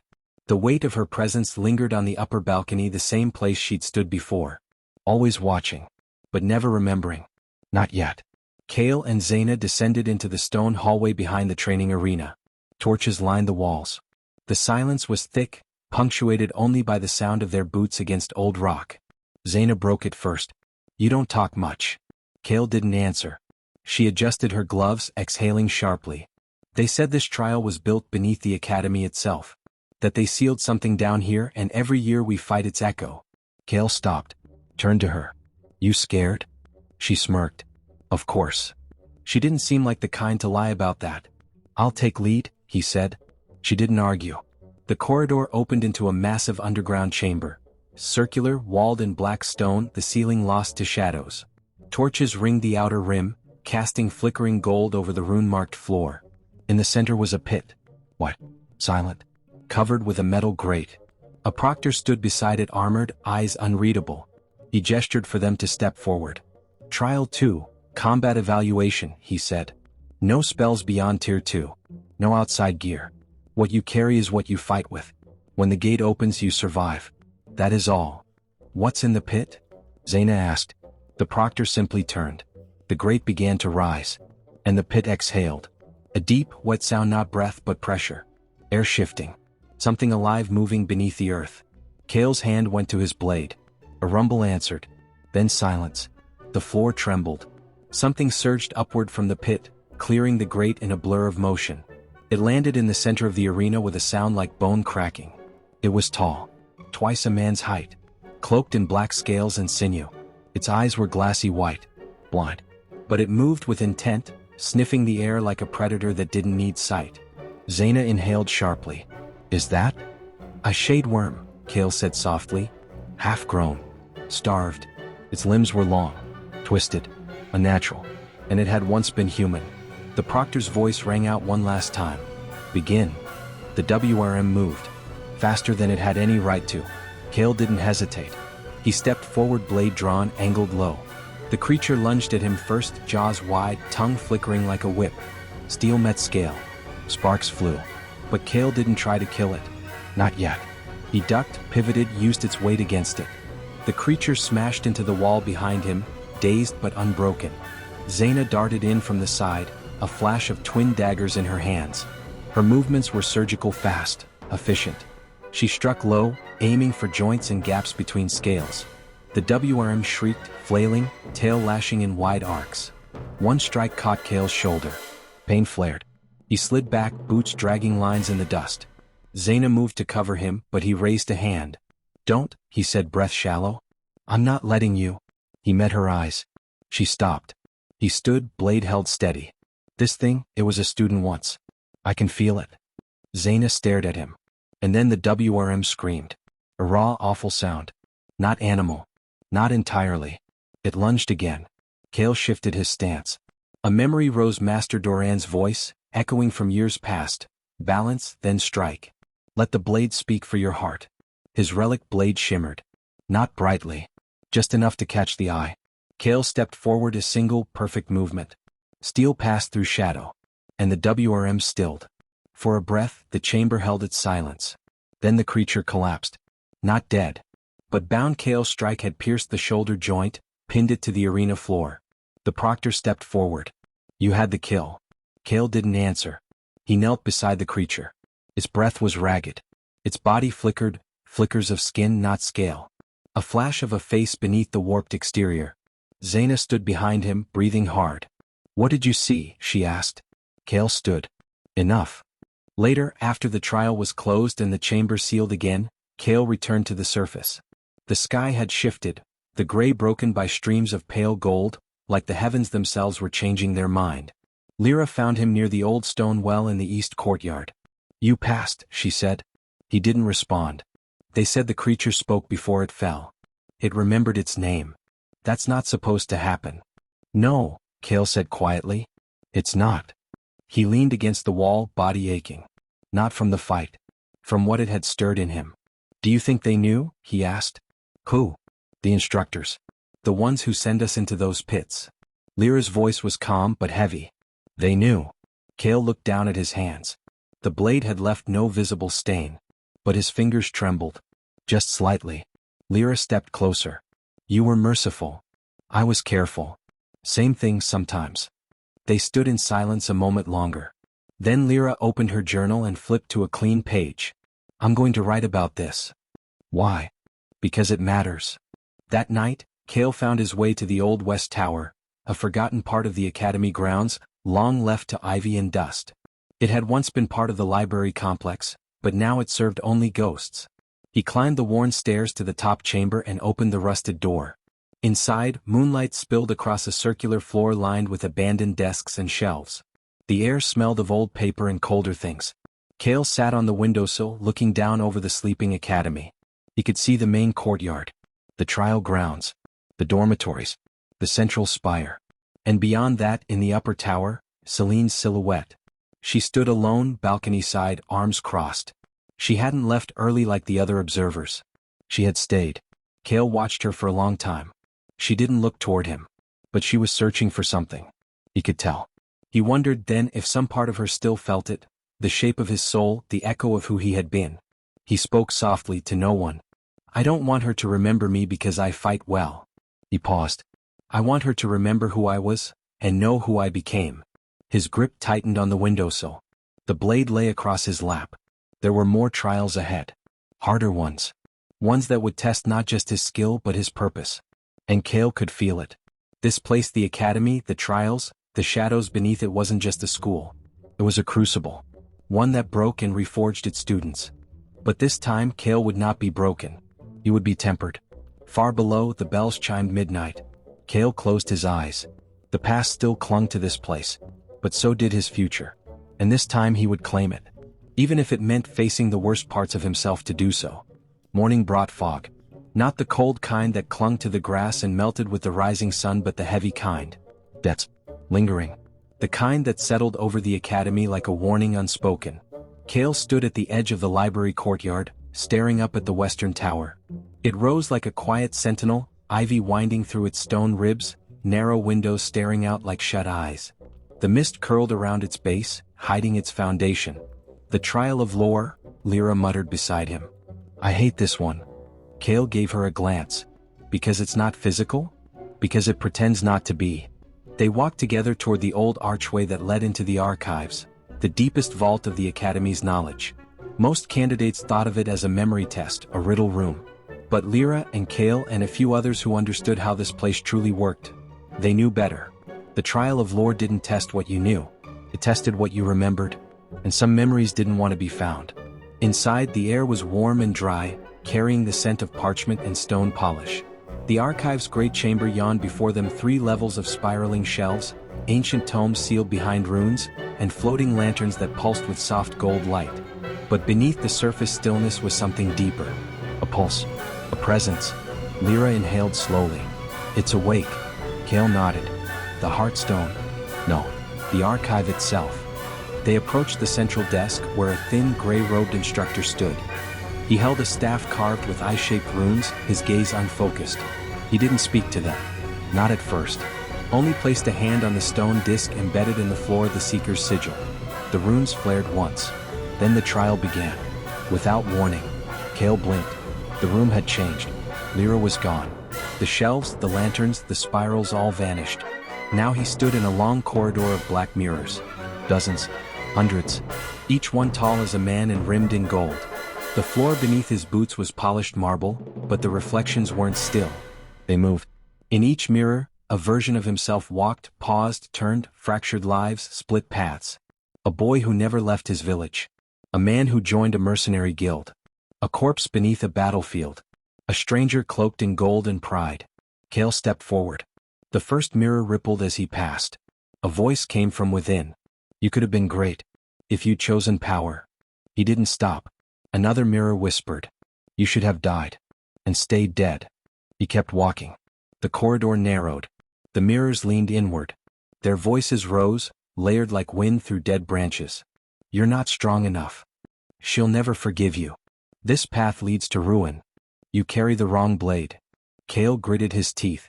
His hand brushed the hilt of his sword. None of you are real, he said softly.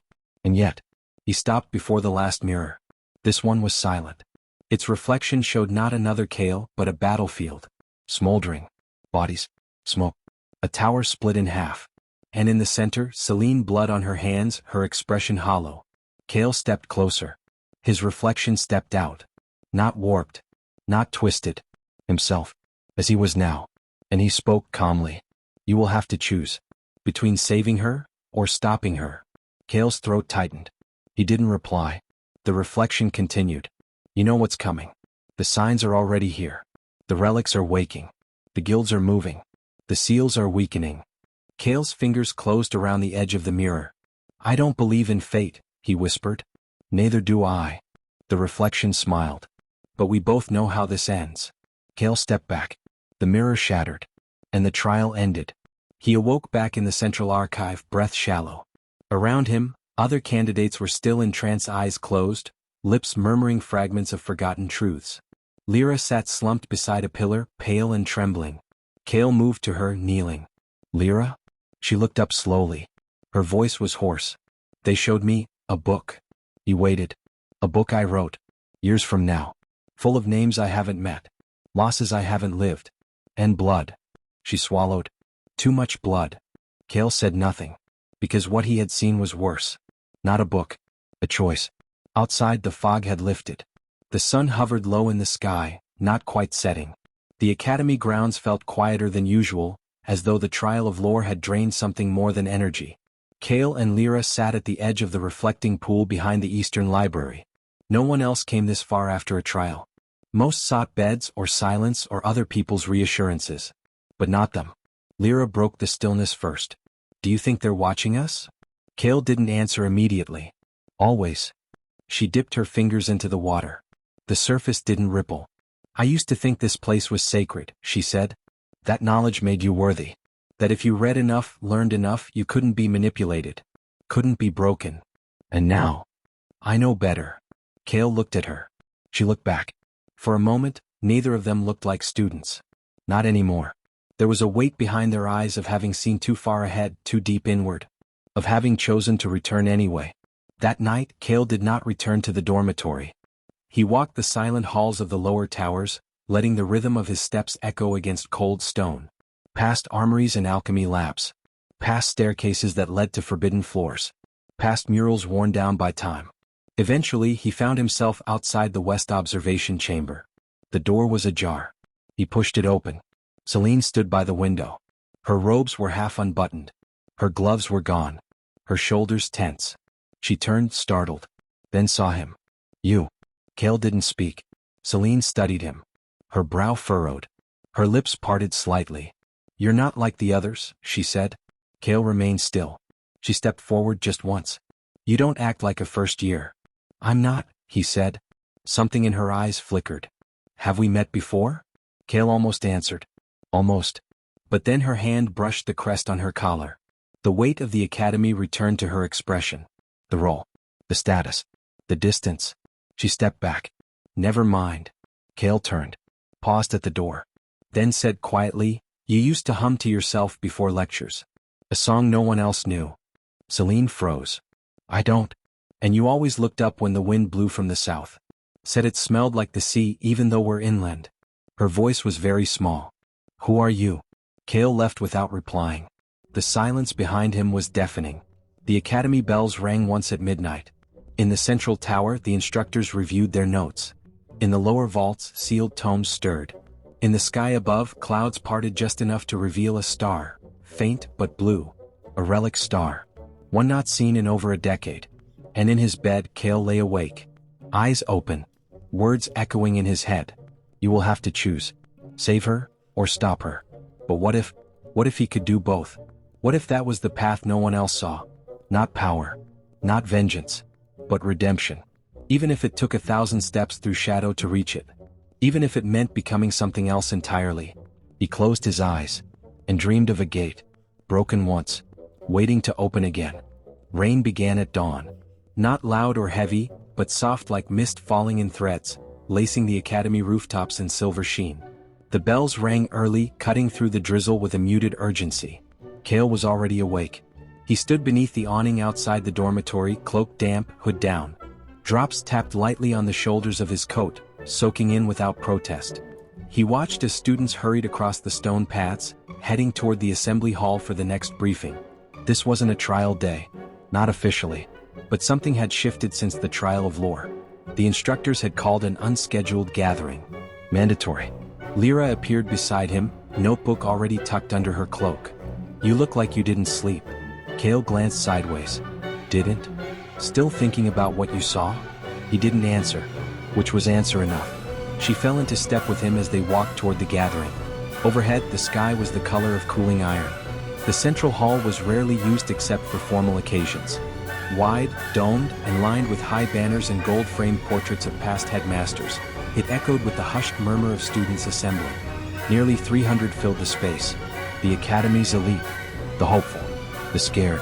Kael and Lyra stood near the side columns. Zaina was already there leaning against a pillar, arms folded. Her sharp gaze flicked toward them once, then away again. She hadn't spoken to Kael since the pit trial. But she hadn't avoided him either. On the raised platform at the far end, 5 instructors took their place. Celine was among them. Kael's eyes lingered on her just long enough to feel it. She didn't look his way. But her shoulders were stiff. Instructor Vane, the one who oversaw combat trials, stepped forward. His voice cut through the room with trained command. As of this morning, the trial path has changed. Whispers rippled through the crowd. Vane waited until silence returned. There has been a breach. South wing, lower vaults. Gasps now. Lyra's brow furrowed. The vaults, she whispered. That's sealed territory. Not even faculty enter without authorization. Vane continued. The vault's outer seal was found shattered. The source is unknown. We are investigating potential causes, but until containment is confirmed, the following changes take effect immediately. All students are to remain within assigned districts unless under direct supervision. Another instructor, a woman in emerald robes, sharp-eyed, stepped forward. The remaining trials will be accelerated. Selection for intercourse apprenticeship has been moved forward. Those who pass the next evaluation will be permitted direct training under guild-certified masters. The murmurs now grew louder. Urgent. Afraid. Or too eager. Kael remained still. Celine finally stepped to the front. Her voice was calm, practiced. But something in her expression betrayed her. We are not in danger. But vigilance is required. The vault breach is being handled by senior wardens. Until then, the next evaluation trial for Flamebound will proceed tomorrow at dawn. Then she paused, just for a heartbeat, and looked straight at Kael. Only for a moment. But it was enough. They left the hall with the crowd pressing outward in uncertain waves. Lyra walked in silence beside him, then spoke. Something's wrong. Yes, Kael said. They're not telling us everything. They never do. Zaina caught up to them near the bridge walkway. She didn't offer greeting. Just fell into step beside Kael. You've seen it, haven't you? She said quietly. Kael didn't turn. What? The change. The way the air feels. The way the ground listens. Lyra looked at her. You're sensitive.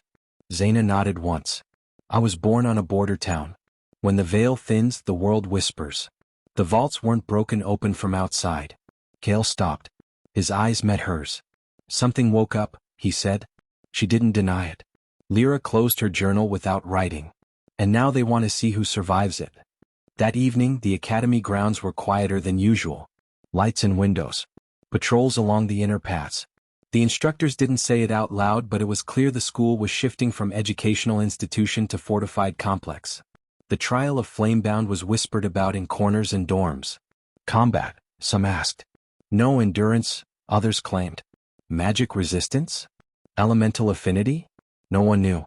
But Kael had a guess. Fire trials were never about strength. They were about what remained when the world burned. He visited the Eastern Forge Tower that night. Few students knew it remained functional. It was old, predating even the modern academy, and mostly ignored except by enchanters. But Kael knew the path. The stones still remembered his steps. The forge was empty. Ash cold. He knelt beside the dormant hearth and placed his blade on the ground before him. The relic pulsed faintly. He unwrapped the binding near its hilt. For the first time since arriving, he exposed the core. A crimson sigil, not glowing, but deep. Etched like a scar. Shaped like a flame twisted in on itself. The symbol of the Ashborn Order. Extinct now. Forgotten by the academy. But not by Kael. He'd once trained under a rogue master of their lineage. And died for it. He reached forward, touched the hearth, and whispered words in the old tongue. The forge flickered. Just for a second. A memory more than a flame. But real enough. He sat there for a long time watching it fade. Trial day came with heat. The fog was gone. The sky blazed white. Not sunny but hot, dry, oppressive. The kind of heat that made skin itch and nerves fray. The trial grounds had been transformed. Gone were the ruined arena floors and mirrored illusions. In their place stood a maze of stone and steel twisting walls, metal gates, hanging chains, narrow alleys wreathed in flickering orange light. A forge maze. Lyra studied it from the observation ridge. They've activated the flame wards, she said. There's pressure along the walls. Each chamber's heat will increase as time passes. Zaina nodded. It's not about surviving the heat. It's about choosing your path under pressure. Kael said nothing. He already knew the truth. The trial of Flamebound was a test of identity. You entered as one person. You left as another. They called the first wave forward. 10 students. Kael among them. They stood at the maze entrance. An instructor unfamiliar, with soot-marked hands and fireproof robes, raised a sealed crystal. When this opens, he said, you have 30 minutes to reach the center. What's in the center? Someone asked. The instructor smiled. Yourself. He shattered the crystal. Flames raced along the edges of the maze. And the trial began. Kael ran. Not blindly, but with memory. The maze was alive with heat, but it wasn't random. The walls radiated patterns. Breath. Flame heart pulses. Each passage resonated with a different memory. Kael chose the paths that hurt, because pain taught the truth. He passed illusions, Celine's face weeping behind fire. His master's voice screaming as the blade pierced his back. The smell of burned earth. The sound of a name he no longer spoke. He didn't stop. The heat clawed at his skin. His breath came ragged. His cloak caught fire at the hem. He tore it off. Deeper. Hotter. At last he reached the center. A chamber without walls. Just an altar. And a flame. Small. Flickering. Waiting. He approached. The flame rose to meet him. Who are you? It asked. Not aloud. But Kael heard it. He didn't lie. I was broken. The flame pulsed. I was betrayed. The heat grew. I died. The flame wrapped around him, now not burning but searing. And now? Kael looked up. Straight into the heart of the fire. I burn. The flame entered him. Not as power, but as memory. He awoke on the far side of the maze. Cloaked in smoke. Covered in sweat and ash. Lyra was waiting. Zaina too. Neither said a word. But Kael's eyes burned with new clarity. And above them, from the highest tower, Celine watched. Her lips parted slightly, as if something had just slipped through. A memory. A name. A feeling she didn't understand yet. But would. So. The academy didn't sleep after the trial of Flamebound. Not because of celebration, but because something was stirring beneath the stone. By midnight, the bells tolled 4 times sharp, urgent chimes that echoed across the high towers and startled students from their beds. Light flared along the ward lines etched into the walls. Instructors moved in silence across the courtyards, shadows trailing behind their cloaks. Kael was already awake. He hadn't returned to the dorms after the trial. He had stayed outside, sitting beneath the old stone statue near the western shrine, the one no one ever spoke of. The one with the name chiseled off the pedestal. He wasn't afraid. He was remembering. When the bells rang, he stood and walked toward the sound. In the east quad, the courtyard blazed with lanterns. Dozens of students stood in formation, some in robes, others in armor, some still half asleep. Lyra joined Kael at his side, breath visible in the cold air. They never ring 4 times, she murmured. Kael didn't reply. Zaina arrived a moment later, her twin blades sheathed but ready. The air buzzed with low magic. Then, from the central tower, Celine stepped forward. Not as a student. Not even as an instructor. But as a warden. She wore a black mantle, now one marked with silver thread, the sigil of the inner circle at her shoulder. Her expression was composed. But her eyes, they weren't calm. Not tonight. She raised her voice without hesitation.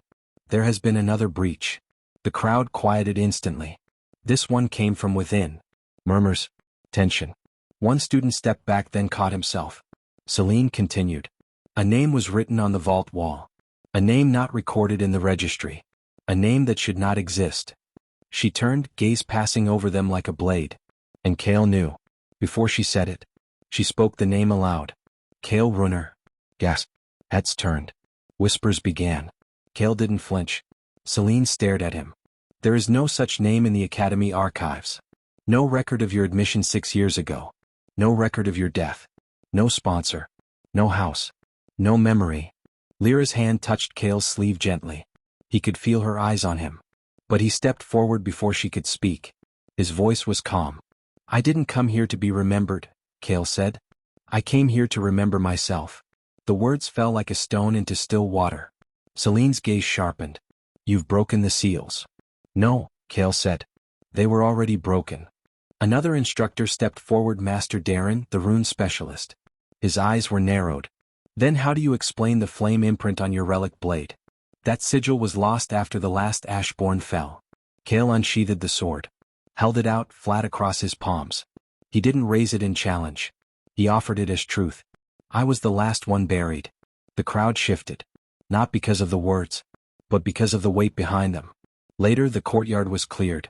Only a few remained: Kael, Lyra, Zaina, and the inner circle. A temporary tribunal had been formed in the inner library, surrounded by sealing runes and silent guardians. Celine sat across from Kael now. No students. No titles. Just them. She studied him. Her voice was softer now. Why didn't you come to me? Kael looked down at the table between them. Once, long ago, they had sat like this in the garden hall. Sharing stolen pastries. Reading forbidden histories. She had smiled at him like the sun smiled on spring. Now there was only gray between them. You wouldn't have believed me, he said. I might have. No, he whispered. You wouldn't have even remembered. That stung. She didn't hide it. He leaned back. The Ashborn died to seal what lives beneath the vault. The Academy let them die. Buried them beneath records. Called them heretics. I was told they broke the pact. They were the pact. Celine looked down. She was quiet for a long time. Then, there's a place beneath the vault. A door that won't open. They say it predates the Academy. The stone remembers names that no longer live. Kael nodded. It remembers mine. Lyra stepped forward. So what now? No one answered. Because even the instructors didn't know. That night, Kael stood before the vault gate. It was sealed with 10 runes, each a different element. Each untouched for decades. He knelt before it. Placed his palm on the cold stone. And whispered his full name. Kael, runer of the flame that sleeps. The runes pulsed. One unlocked. The instructors watching said nothing. Celine stood behind them, hands clasped. She looked at Kael differently now. Not with suspicion. But with fear. Not of him. But of what he might awaken. Above them the sky trembled. And from the west, far beyond the mountains, a signal fire rose. Bright blue. Ancient. And watching. The world was beginning to stir. The vault had accepted one name. Just one. The others, instructors, wardens, even Celine, had watched in silence as the outermost rune dimmed, the seal breaking with a low, thunderous sigh, like an ancient beast drawing breath in its sleep. Now the stone door remained shut, but no longer asleep. It listened. And that, more than anything, terrified them. Kael stood at the base of the old stairway long after the others had gone. Not even Lyra stayed this time. She had watched him closely before leaving. No questions, no comfort, only that quiet kind of trust that didn't need explaining. But Celine. She had lingered longer. Silent. Struggling. Kael could still feel the way her gaze had followed him, as if she were trying to see something buried behind his eyes. And maybe, for a moment, she had. He placed a hand on the vault stone again. It no longer repelled him. Its surface was warm now. Alive. He closed his eyes, trying to remember what lay beneath. What the Ashborn had sealed. What he had once promised never to return to. But the memory was still shrouded. Fragments. Flames. Voices. A girl's scream in the dark. His own hand covered in fire, unwilling to let go. A promise. A betrayal. The vault didn't speak. But Kael heard something shift deep inside. A whisper. Not in words but feeling. Not yet. Not yet. Morning came with a brittle sky. Light blue and stretched thin, as though the world held its breath and refused to exhale. The Academy didn't ring its bells. For once, no trials. Only silence. Kael sat beneath the same tree in the east garden, the one where the leaves turned silver in the wind, even when there was none. Lyra joined him, carrying 2 cups of warm barley tea. Still haven't slept? No, Kael said quietly. You have that look again. What look? The one that says you're going to do something reckless. He half smiled. I'm going to study. She blinked. That's worse. Kael sipped his tea, then asked, the old record vault still sealed? Lyra nodded. 3 lock layers. Faculty only. Why? I need to read the unredacted history of the Ashborn. Lyra stared at him for a moment, then nodded again. I'll get you in. They waited until nightfall. The East Archives didn't have guards, not like the relic halls or the summoning platforms. But it had something worse. Sentinels. Old, mechanical watchers carved into the doorways. Animated not with spells but with intention. They scanned for violation of trust. Not for crime but for fear. Lyra whispered as they reached the back stairwell. If you hesitate, it'll see it. I'm not afraid. I am, she muttered. He smiled slightly. That's why I brought you. She muttered something about fools and martyrs and unlocked the last sigil. The door creaked open. They entered the vault of disavowed lore. The inside was colder than stone. And darker than it should have been. Kael lit a small blue flame in his hand, a trick from his Ashbourne days, and cast it ahead like a floating candle. It illuminated rows of forbidden records. No order. No categories. Just bindings made of ash-treated leather and iron clasps that hadn't been opened in years. Some of the books were breathing. Lyra flinched. Just illusions, Kael said. Lying to me or yourself? He didn't answer. They searched in silence. Time passed strangely in that place, fast and slow, dreamlike. Then Kael found it. An unmarked tome. Black. Cracked along the edges. No title. Just a faint sigil on the front, a circle of 10 flames. He sat cross-legged and opened it. The first page had no ink. Only a fingerprint burned into parchment. The next page read.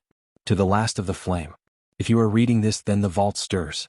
And if it stirs, the sleeper dreams. Lyra leaned closer. What is the sleeper? Kael didn't blink. I don't remember.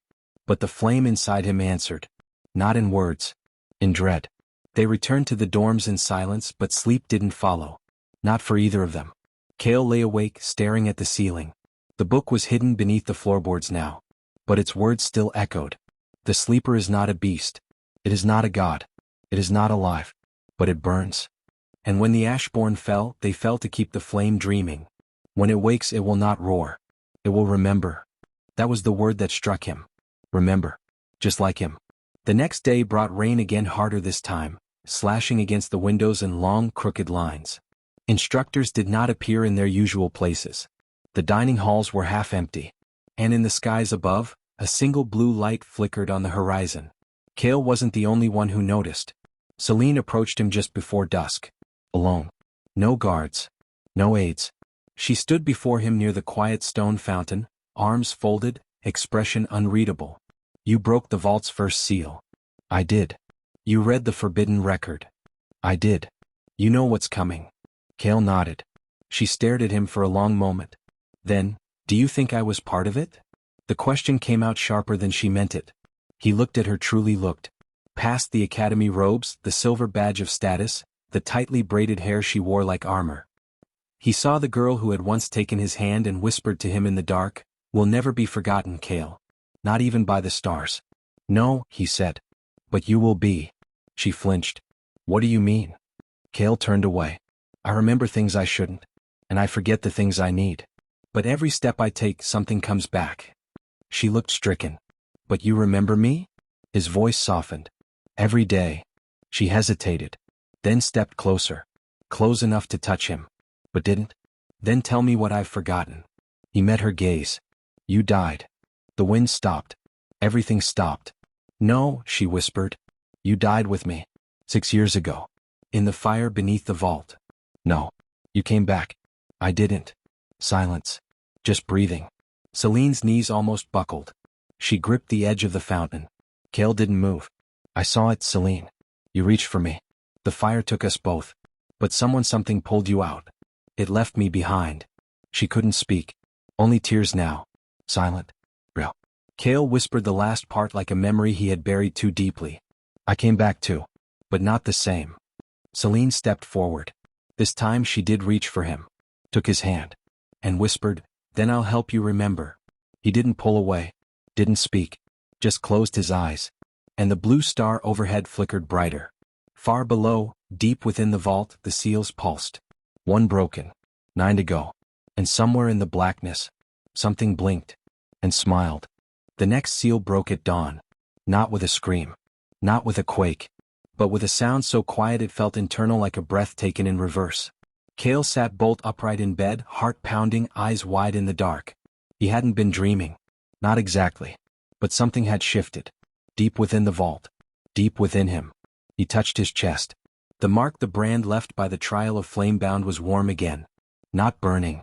Not painful. Just awake. By the time he reached the vault courtyard, the second rune was already dim. Another seal gone. No instructors stood guard this time. No watchers. No wardens. Only Celine. She stood alone in the mist, arms folded, eyes locked on the stone door. When Kael approached, she didn't turn. Something broke last night. Kael nodded. 2 seals now. It wasn't you? No. She paused. Then someone else bears the fire. Kael didn't reply, because he had felt it too, not just within himself. A second ember. Faint but kindled. Later that morning, the academy issued a notice. Unauthorized spellcasting reported in the lower archives. Students are restricted from entering faculty-level halls without escort.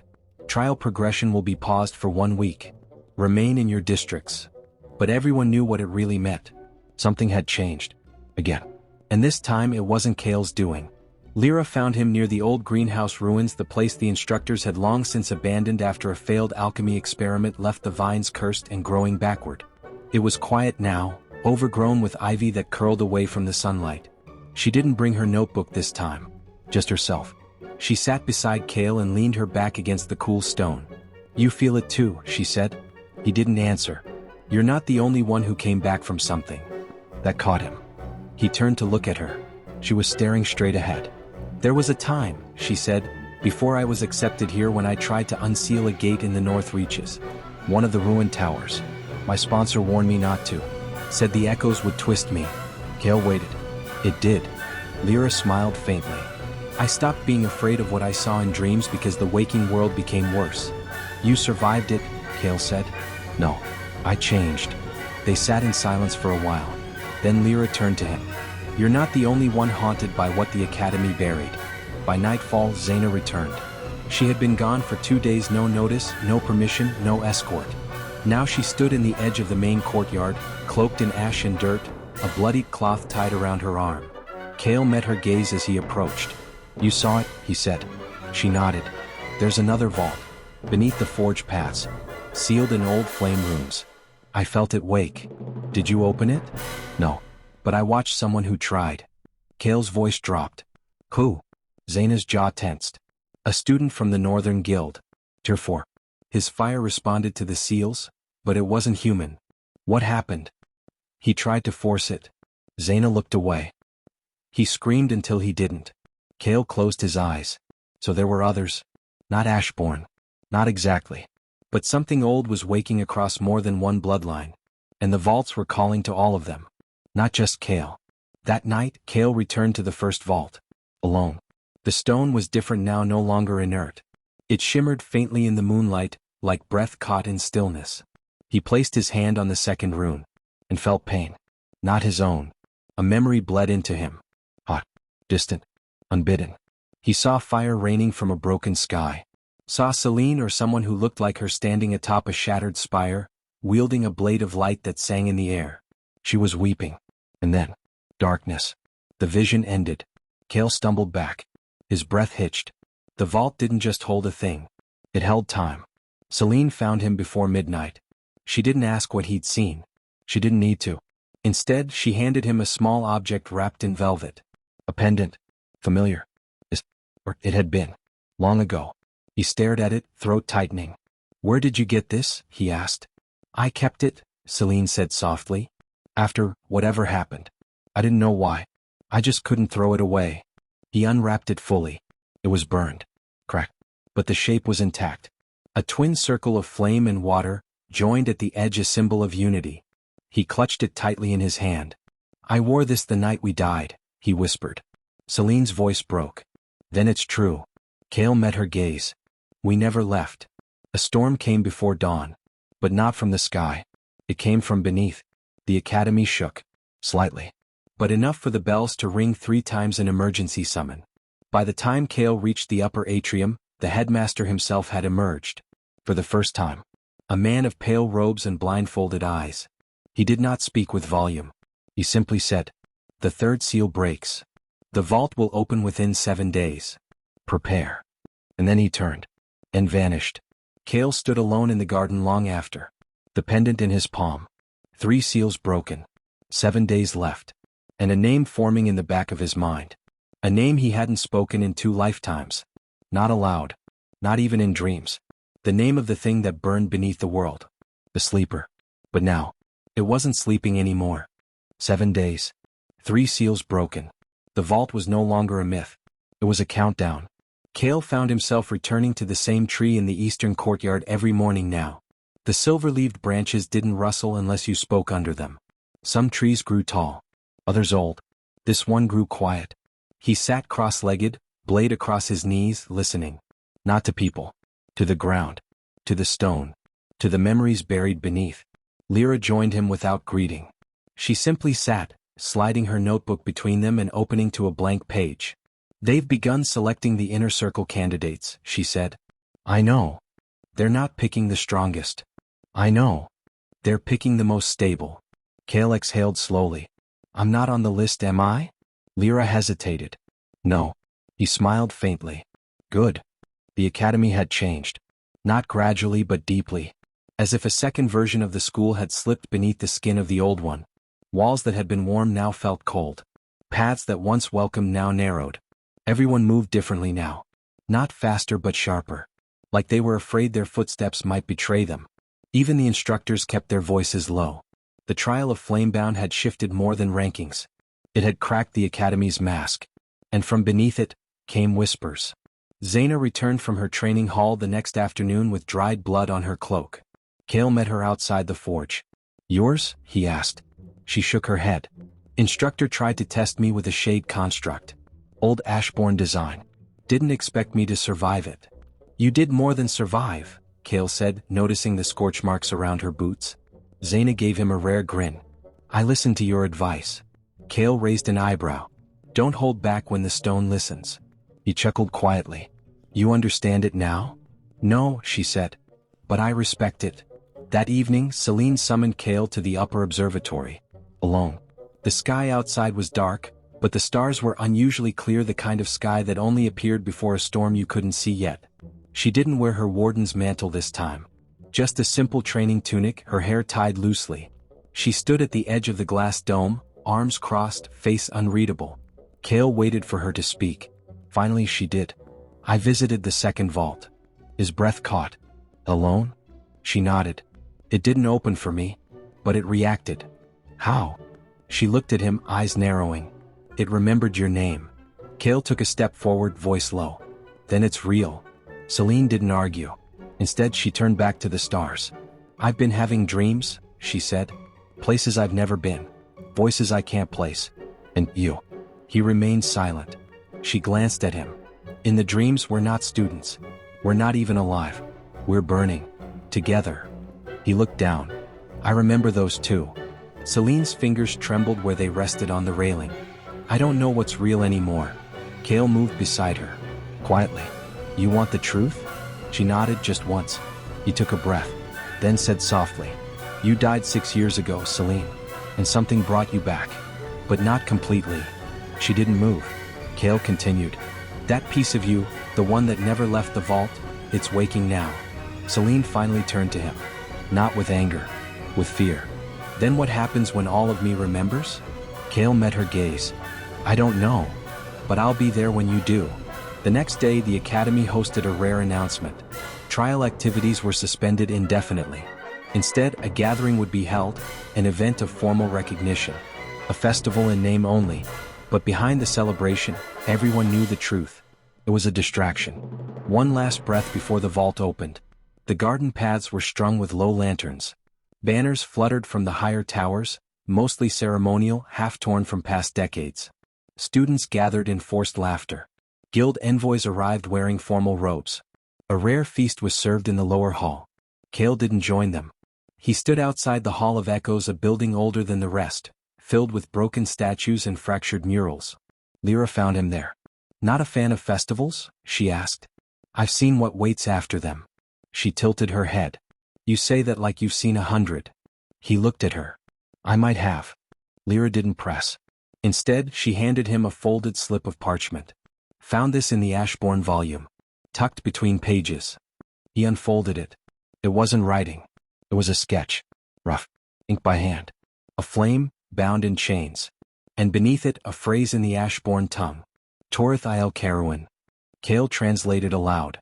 The flame that waits. That night, Kael returned to the vault. The third seal had faded now. Only 7 remained. But the glow behind the door had changed, no longer steady. It pulsed now like a heartbeat. He placed a hand to the stone. Whispers met him. But not hostile. Curious.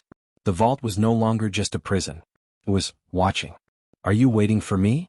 Kael asked aloud. The wind shifted behind him. He turned, expecting nothing. But someone stood there. Not Celine. Not Lyra. Not Zaina. A boy. Maybe 15. Pale hair.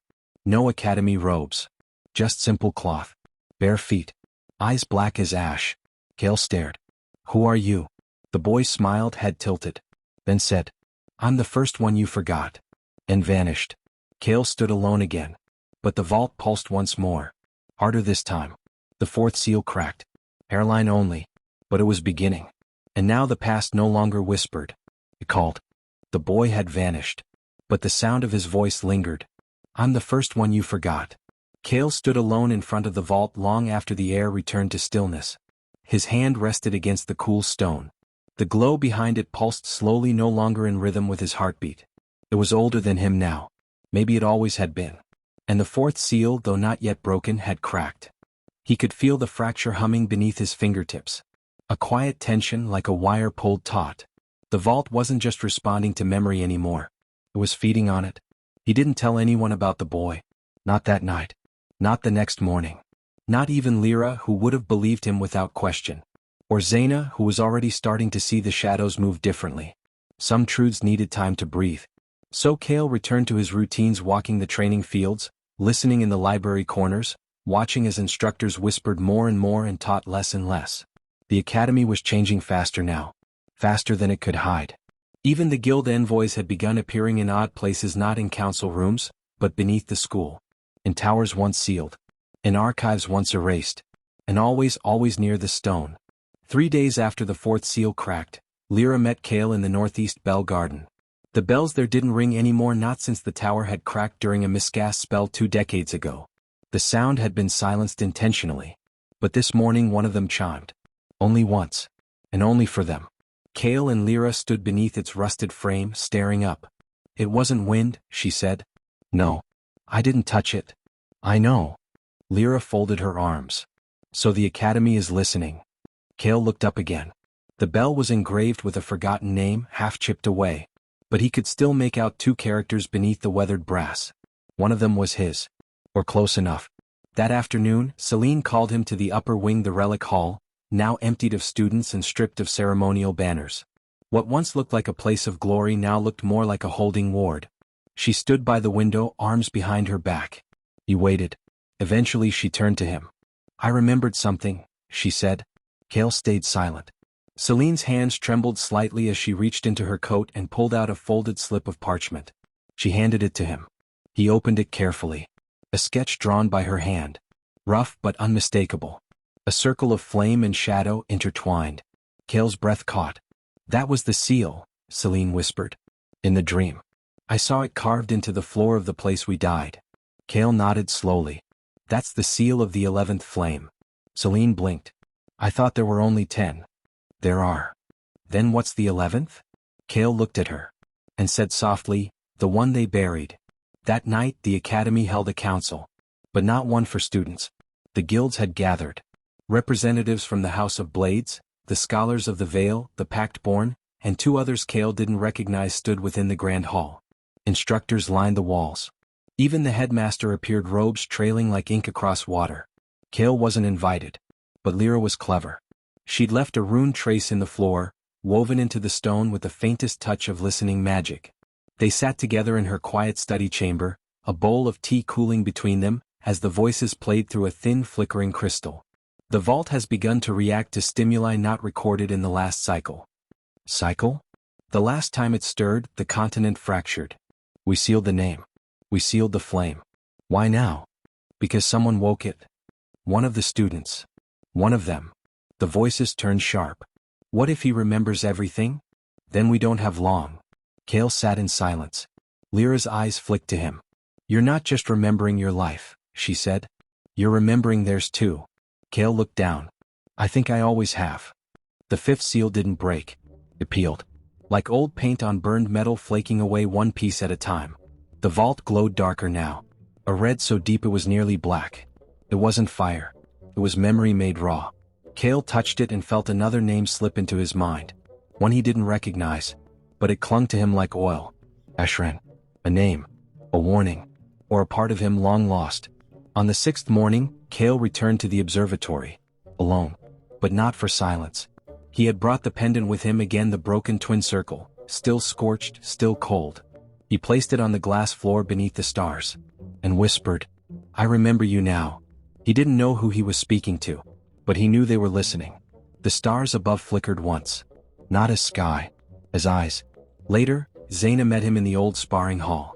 The air smelled of chalk and steel. She didn't speak right away. Instead, she tossed him a practice blade. He caught it. They sparred in silence for several minutes, clean strikes, no hesitation, no wasted movement. Until finally she said, "You're not holding back anymore. I can't afford to." "I know." Then she stepped in close, blade resting just below his ribs, poised still, and whispered, "I saw the boy too." Kael froze. Zaina pulled back. "I saw him near the broken forge. He looked at me and said the same thing. I'm the first one you forgot." Kael's heart pounded. "He's not just a memory," Zaina said. "He's something older." That night, Kael returned to the vault for the final time before the midpoint. The stone no longer resisted him. It almost welcomed him now. The 5th seal was flickering. The 6th was humming. And Kael was ready. He placed both hands on the door and said, "I remember the 11th flame." The vault shuddered. The 5th seal broke clean. The 6th cracked loud enough for the nearby stones to flinch.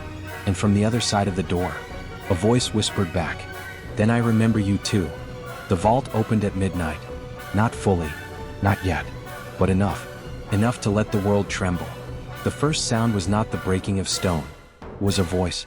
Not heard. Felt. A whisper threaded through the dreams of those bound to the flame.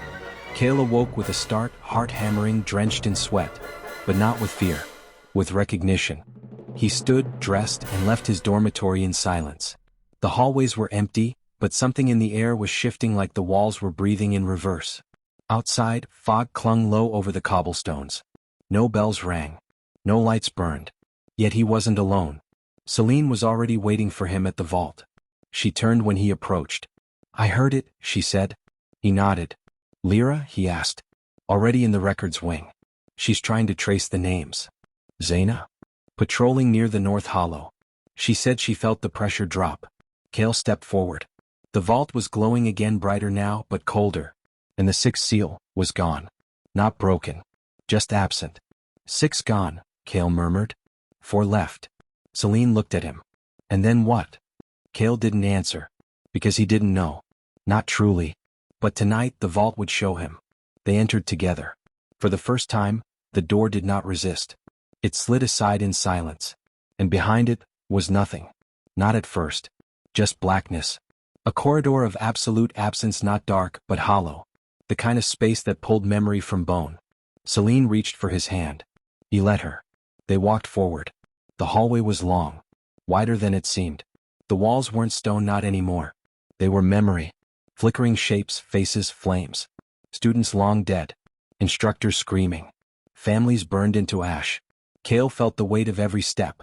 Celine leaned against him once. Not from fear. From remembrance. "These are our lives," she whispered. "No," Kael said. "These are our deaths." At the end of the hall was a chamber. Circular. A sunken ring carved from black crystal. 10 pillars stood around it, only 6 glowing. The rest dim. In the center, a pool. Not water. Not flame. But something between. And above it, a suspended sphere of cracked red glass. Kael stepped toward it. And it spoke. "You have come again." Not aloud. Not even through the air. But directly into him. Celine gasped beside him. "Who?" she whispered. Kael answered for it. "It's the 11th flame." The voice pulsed once more. "You left me here." "I didn't remember," Kael said. "But I remembered you." The sphere cracked again just slightly, and the pool below it shimmered. Celine stepped closer, her face pale. "This is where it happened, where we died." Kael touched the edge of the pool. And saw. A vision. Not a memory. A moment pulled forward from the past. 6 years ago. He and Celine standing in the chamber, younger, breathless, laughing like they had just stolen time itself. They held hands. A broken relic floated between them. A mistake. A failed seal. Too much magic. Not enough control. Celine's voice in the vision cracked with fear. We're not ready. Then fire. So much fire. Kael turned to shield her. She screamed his name. And something reached up from the pool, not a flame, not a creature, but will. It chose. It chose her to live. And him. To burn. The vision faded. Kael staggered backward. Celine knelt beside him, clutching her head. Tears slipped silently down her cheeks. I didn't remember, she whispered. I didn't know. Kael took a long breath. I did. He looked at the cracked sphere. You chose her, he said. The 11th flame pulsed. I spared her. And me? You were made to return. Kael stood. Why? The chamber pulsed again, a heartbeat echoing through their chests. Because you remembered your name. Because she forgot hers. Celine flinched. What does that mean? The flame answered neither of them. Instead it pulsed once more. And projected a shape. Not a person. A gate. Suspended in the air. Carved from bone and flame. A second vault. Kael stared at it. Where is that?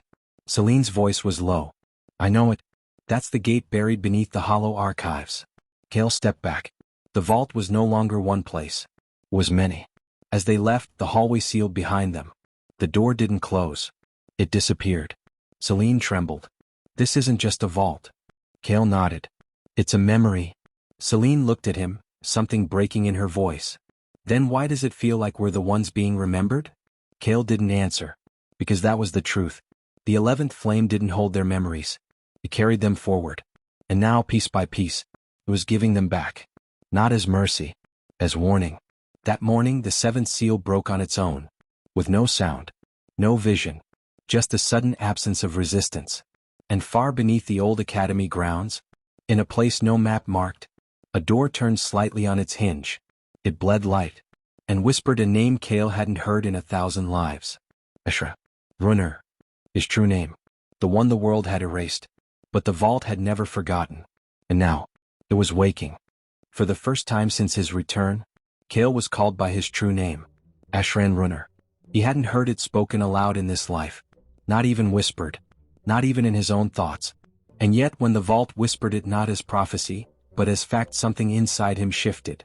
Not pain. Not power. But placement. As if a weight long carried finally locked into place. Not to lighten him. But to anchor him. The 7th seal was gone. And in its absence the air above the academy had changed. The sky had turned the color of dull glass, thick, gray-blue and unmoving. Wind had ceased. The banners stopped fluttering. Birds had vanished. Even the bells had fallen silent. Celine stood beside Kael outside the main hall. Neither spoke. For a long time, they just watched the sun hover without rising, as if the day itself had hesitated. Why didn't you tell me sooner? Celine asked quietly. Kael didn't look at her. Would it have changed anything? I don't know. Exactly. She wrapped her arms around herself. So you were Ashran. He nodded. The name means nothing to me, she said. But it still sounds familiar. Like something I lost. Kael finally turned to her. You didn't lose it. It was taken. The next day whispers spread across the academy. Not just of vaults and guilds and failing wards. But of Kael. Instructors grew distant. Some flinched when he passed. Others avoided him altogether. Students stopped speaking when he entered a room. Even Zaina, when she came to visit him in the meditation grove, said it aloud. You're not invisible anymore. Kael nodded. I never wanted to be. Then what did you want? He didn't answer immediately. She waited. Finally he said, I wanted to choose who I became. Zaina stood and looked out over the edge of the gardens. Well, she said, they're going to choose for you now. He found Lyra in the archive row, where she had taken to hiding more and more often. She looked up from her journal when he entered, but didn't speak. He sat across from her and slid a folded note onto the table. She opened it. It was the name, Ashran. Her eyes flicked to his. Then down again. She whispered, It's a strong name. He nodded. You remember everything now? Most of it. She tilted her head. And the 11th flame? It remembers too. Lyra didn't look surprised. Instead, she closed her notebook gently and slid it aside. There's something you need to see. Kael leaned in. She pulled a second book from beneath her desk. Not bound in leather but in rough weave cloth, inked with runes that shimmered slightly under the lantern light. Guild texts. Kael asked. Pact-born specifically, Lyra said. They recorded sightings. Unverified claims. Threads of vanished bloodlines. She opened it to the marked page. A sketch. Charcoal and fading ink. Of a man wrapped in flame. No face. Just fire. Below it a line. When the 11th flame remembers its bearer, the other vaults will answer. Kael's stomach twisted. The other vaults, he echoed. They're connected, Lyra said. All of them. Across the continent. Across centuries. Some were buried. Others were broken. But they were all linked by one name. She looked him in the eyes. Yours. That night, Kael dreamt of cities burning. Not towns. Capitals. He saw towers fall. Saw sea gates swallowed in light. Saw a girl Celine standing at the edge of an abyss, her face soaked in tears and fire. She screamed a name. Not his. Hers. But he couldn't hear it. The sound vanished in the roar of the flame. And then he was alone again. He awoke in sweat. The seal on the 8th rune was flickering now. Still intact. But barely. And the vault had begun humming. Not constantly, only when he came near. As if it recognized him. Or waited for his permission. Kael stood before it again that morning.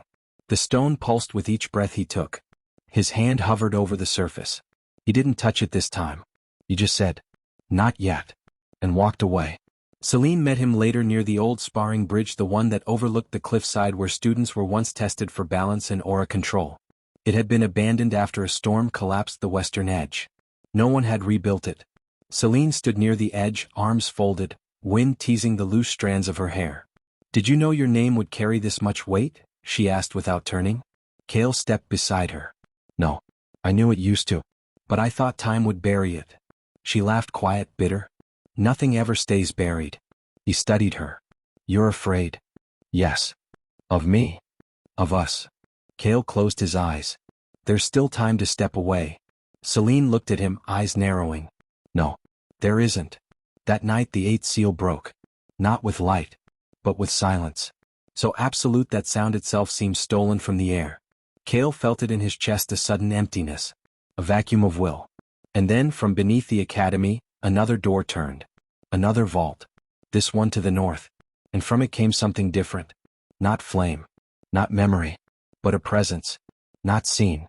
But felt. Lyra called it, the hollow echo. Celine called it, the flame's shadow. Kael called it something else. The piece of me that didn't survive. He stood alone beneath the stars. 8 seals gone. 2 left. And the vault now open wide enough to speak back. He whispered into the wind. "If you remember me, then remember this. I am not what you made. I am what you left." Far below, the flame stirred. And whispered a single word in response. "Ashran." Soon. The days no longer passed like days. They stretched. Pulled thin like threads of silk just before they snapped. With 8 seals broken, the vault no longer needed a warden to guard it. It had become the warden. And Kael. He was no longer hiding. The academy had finally learned his name. Ashran Runner. Not a title. Not a rank. Just a wound that refused to scar. At dawn the bells rang once. Not for class. Not for warning. For recognition. The headmaster himself had summoned the academy's core. Top candidates, guild-sponsored heirs, instructors who hadn't fled, and those bound to the rising flame. Kael stood among them. Celine at his side. Zaina on the outer rim, arms crossed. Lyra tucked behind a marble column, pretending to be an observer, notebook open, quill still. The headmaster stepped forward beneath the shade of the grand arch. He spoke without amplification, but everyone heard. 2 seals remain. Silence. The 11th flame is not a danger. He paused, then added, "It is a mirror." A murmur passed through the students. Kael remained still. When you gaze into it, it does not burn you. It reflects you. And if you have forgotten who you are, he looked directly at Kael. It will return you. The headmaster stepped down. No trial. No contest. No rules. Just truth. And that was more dangerous than any test. Later, Kael found himself walking the perimeter path behind the south garden, a quiet route, once used by maintenance workers, now overgrown with ivy and silence. Celine caught up to him, her breath misting in the cool air. "You're not going to slow down, are you?" Kael shook his head. "I don't have that luxury." Celine fell into step beside him. Do you know what happens when the final seal breaks? He didn't answer right away. Then, no. Do you want to? Kael stopped, looked at her. His voice was quiet. I'm afraid if I know the end, I'll stop trying to change it. She understood, and said nothing more. That evening, Lyra brought Kael a letter. No seal, no name, just clean parchment folded neatly. Kael opened it beneath the silver-leaved tree. Inside 4 words. You were not alone. There was no signature. But Kael knew the handwriting. It was his master's. Long dead, long buried, long burned. He folded it and placed it inside his coat, then stared at the vault from across the courtyard. The 9th seal was flickering now. So close, so thin, but not yet broken. He would decide when. That night, Kael returned to the vault chamber with Celine and Lyra. Zaina joined moments later, silent as ever. Together, they stood in the place that had once claimed them. And they listened, because the vault no longer whispered. It spoke, blared, as though 10 voices had merged into one. You remember now? Kael nodded. Yes. You bear the last of us. The last of who? The 11th flame. Kael stepped forward. What am I? What you chose to become. What did I leave behind? Everything that burned. Lyra's voice was soft. Can it be stopped? The vault pulsed. Not stopped. Met. Zaina glanced at Kael. What does that mean? Kael placed his hand on the 9th seal, and saw a vision. A city of white stone. Not the academy. Older. Higher. Carved into a mountain of ash. At its center, a flame. Alive. Sentient. Bound in silver rings 10 deep. Around it 11 mages knelt. One was Kael. Another was Celine. They reached out together. And the flame opened. It did not consume them. It split them. Half into light. Half into shadow. A choice made and paid in memory. The vision shattered. Kael stepped back, breath shaking. The vault didn't trap us, he whispered. Celine's eyes were wide. It divided us. Lyra looked up. Then the 11th flame isn't destruction. Kael looked at them all. It's judgment. They left the vault chamber together. And the 9th seal broke as they did. No light. No sound. Just release. Like a breath held too long. One seal left. One step remaining. But it wouldn't come from flame. It would come from within. Kael understood now. The final seal wasn't in the stone. It was in him. That night he stood atop the bell tower. The sky was cloudless. The stars shimmered like cold embers. He looked out across the academy. And spoke not to the wind, but to the one who had waited all along. If I remember everything. His voice cracked. Will I still be me? No one answered. But a breeze passed through. Warm. Steady. Familiar. And Kael understood. Yes, he would still be Kael. But he would also be Ashran. And that truth was not a burden. It was balance. Far beneath the surface, in a chamber unseen by man or god. The 10th seal pulsed once. And waited. The sky refused to move. No wind. No clouds. No shift in the light. It was as if the world itself waited. 9 seals gone. One remained. And Kael could feel it. Not in the stone. Not even in the vault. But beneath his skin. A pressure. A presence. A heartbeat not quite his own. The final seal wasn't meant to be broken from outside. It had to be given. He woke before the sun again. Or perhaps the sun no longer rose at all. Time felt warped now, every moment stretched and coiled like steam in a cold room. Kael dressed slowly. Every movement felt deliberate. As if he were rehearsing the last morning of who he'd been. The pendant lay on his desk, the old twin ring symbol. His name had returned. His memories had followed. And with them came questions that even truth couldn't quiet. He picked up the pendant, closed his hand around it and walked out the door. No guard stopped him now. No instructors dared. They were past rules. Past order. Now, came reckoning. Lyra was already waiting at the silver tree. She had taken to sitting there every morning, pages of notes scattered like fallen leaves. But today she wasn't writing. She wasn't even pretending to. She just looked at him. You're going to do it, aren't you? She asked.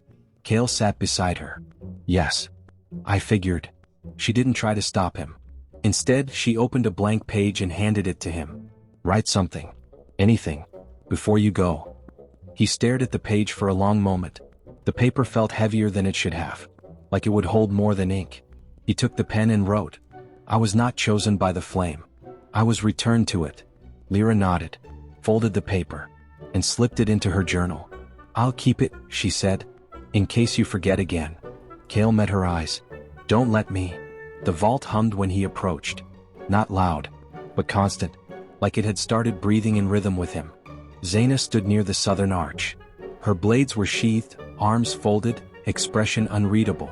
"You're not waiting for permission anymore," she said. "I can't." She nodded once. "Then let me walk with you." Kael hesitated. "Why?" "Because I want to see the truth," she said, "and I don't think you should face it alone." He gave a faint smile. "You believe in me?" "No," she said, stepping beside him. "I believe in what's left of you." Celine met them at the final gate. She had stopped wearing her warden's crest. Her robe was plain, her hair loose around her shoulders. When she looked at Kael, something in her had softened.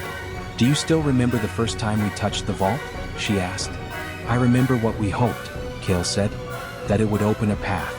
He nodded. It did. They stood in silence for a moment more. Then Celine placed her hand over his. Her voice was barely audible. "You're still Kael. I'm also Ashran." She smiled faintly. "Good. I like them both." They stepped through the vault's outer threshold together. No resistance. No pulse of warning. The chamber had changed. The 10 pillars now glowed with steady, even flame. Each flickered with memory moments long lost, now returned. The center pool no longer shimmered with flickering images. It was still. Waiting. And suspended above it was no longer a cracked sphere of glass. It was a mirror. Perfectly circular. Silver-edged. And Kael's reflection stared back at him. Not as he was, but as he'd once been. Younger. Brighter. With a fire behind his eyes that had not yet learned what it meant to be burned. Celine stepped forward first. But the mirror did not show her. Not directly. Instead, Kael saw a blur of light, her memory in fragments. A girl kneeling beside him in the flame, whispering his name like a promise. A shard of her power flickering in the void. "I gave something up," she whispered. Kael turned to her. "And I took it." Lyra's voice came next, distant behind them. She had entered without them noticing. "I traced your life like a story," she said. "But you were writing it backward." Kael looked at them all. Then faced the mirror. And spoke. "I'm not here to break the final seal." The room pulsed. "Then why are you here?" the vault asked. "To return what you gave me." "Memory?" "No." "Flame?" "No." Kael stepped forward. "To return my name." The mirror rippled. "You would give it up again?" "I was not born for it," he said. "I was forged by it." He opened his hand. The pendant rested in his palm. "I will not carry the 11th flame forward." He dropped it into the pool. "I will become it." The vault responded. Not with sound. Not with heat. But with acceptance. A soft, glowing wind filled the chamber. Each of the 10 pillars dimmed, their flame flowing toward Kael in long ribboned strands. Celine, Lyra, Zaina all stepped back instinctively. Kael stood at the center. The final seal still hidden within him opened. Not cracked.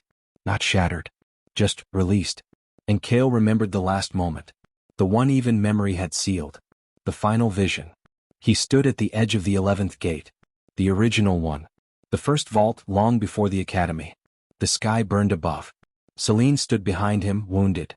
He looked back only once. Then stepped into the flame. Not to wield it, but to bind it. To contain it within himself. So she could escape. So the world would forget. So the flame could sleep. And now, it was time to let it burn again. The vision ended. Kael opened his eyes. The chamber was unchanged. But he was not. His aura, once dormant, once sealed, now shimmered with a slow, steady radiance. Not explosive, but deep. Like heat beneath the earth. Celine stepped forward. "You remember everything now?" Kael nodded. "Yes." Zaina stared at him, eyes narrowed. "You're not Kael anymore." He looked at her. Then at Lyra. Then Celine. "No," he said softly. "I'm Kael because I'm Ashran." The vault dimmed once more. Quiet. Satisfied. And then its voice returned one final time. "The seal is broken. But the world has not yet remembered. Now it will." The vault was open. Completely. Not partially. Not in fragments. All 10 seals broken. And with the final seal shattering, something stepped through. Not a monster. Not a flame. A memory. One shaped like a man. At first no one saw it. But the air across the academy tightened, like the sky itself was bracing. Windows fractured without touch. Stone walls grew warm. Runes flickered with no cast. Even the guild envoys fled the inner halls.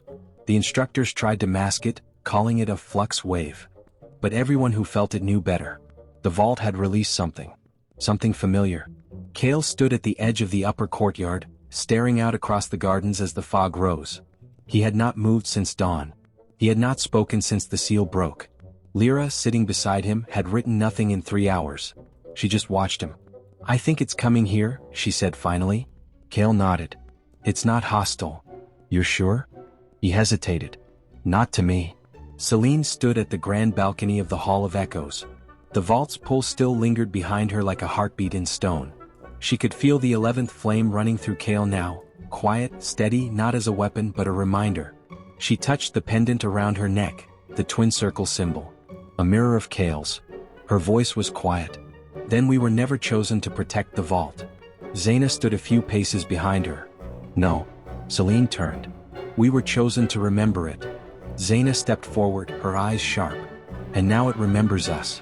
By midday the weather changed. But not in any way natural. Rain fell. But upward. Not in droplets but in vapor.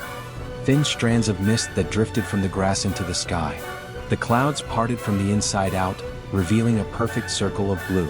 And in the center of the courtyard, a man appeared. Not with light. Not with thunder. Just arrived. As if he'd always been there. He wore robes of gray ash, lined in a script none could read. His hair was white, but his eyes burned the color of cooling embers. He looked no older than 30, and yet older than time. He walked without speaking, without forcing. The grass beneath his feet withered and bloomed with every step, as if the world couldn't decide whether to flee or follow. He walked toward Kael. Students scattered in silence. Instructors watched from behind walls. Lyra stood uncertain. Kael stayed seated. "I know you," he said softly. The man smiled. "You were me," Kael said. The man nodded. "I'm what was left behind." The conversation took place with no words. Only presence. Kael stood slowly. "You were the first Ashran." The man's smile faded. "I was the last bearer before you." Kael tilted his head.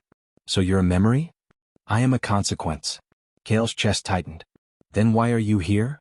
The man walked past him. Stopped. Turned. "To see what kind of flame you became." And then, he bowed. The sky darkened as he stood. A low hum trembled through the academy like the world had exhaled. And then just like that, he was gone. Not disappeared. Not teleported. Just unmade.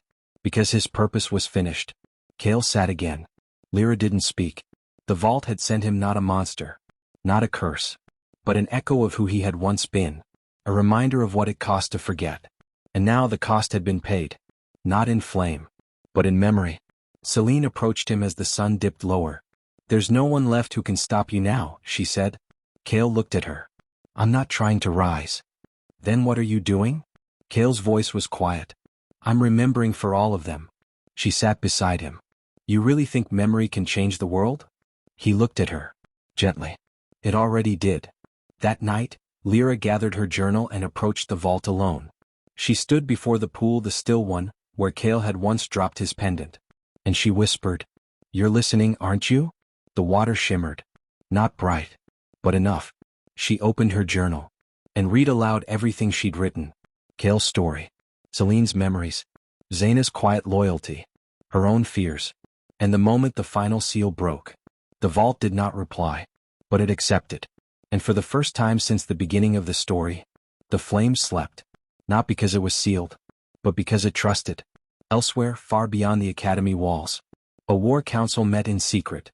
Guild leaders, relic masters, high priests of the old faith, all watching the same sky, the one with the blue circle above it. One man spoke. "The 11th has returned." Another spat. "Then the pact will burn." But the eldest of them, a blind woman wrapped in twilight thread, only said one thing. "No. It has remembered. And that means it will choose." Back at the academy, Kael stood once more. Looking out from the high tower, wind stirring his cloak. The blue planet stretched far beyond the clouds. And he knew the truth now. The vault had not sealed a monster. It had sealed a question. And now the world would ask it again. What will we become when we remember what we burned to forget? The sky no longer watched. Because the sky remembered. The vault was open. The seals were broken. And Kael, once forgotten, now stood where memory met flame. But the world had not yet answered. Not fully. Not honestly. And Kael, he still had one more thing to do. The academy did not resume classes. It wouldn't for a long time. Not after what the students saw. Not after what the guilds learned. Not after what stepped out of the vault without chains, without wounds, without need for approval. A boy with a calm voice and a burning name. Kael stood beneath the silver-leaved tree one last time. It no longer shimmered. It had no need to. It had grown quiet again, the kind of silence that followed storms. Not relief. Not victory. Stillness. Lyra sat beside him, notebook closed. She hadn't written since the final seal broke. "What now?" she asked. Kael didn't answer at first. Then softly. "I think we wait." "For what?" "For the world to ask us what comes next." Lyra looked up. "And what will you tell them?" Kael looked toward the distant vault, now dormant. "I'll tell them to remember." The guild envoys left without ceremony. One by one, caravans of magic-fitted carriages rolled down the stone paths away from the academy's fractured towers. They left scrolls. They left silence. But they did not leave questions. Because they now knew. The 11th flame had chosen not to burn, but to witness. And that was worse. Celine walked beside Kael through the library corridors. Empty now. Dust-filled and dreamless. She ran her fingers along the spines of unread books, face unreadable. "We're not students anymore," she said. Kael didn't deny it. "No." She turned to him. "Does that scare you?" He shook his head. "No. It terrifies me." They reached the final aisle where the broken mirror had once hung, the one that showed no reflections. It was gone now. In its place, a blank scroll nailed to the wall. Celine touched it. "What is it?" Kael stepped forward. "It's the next story."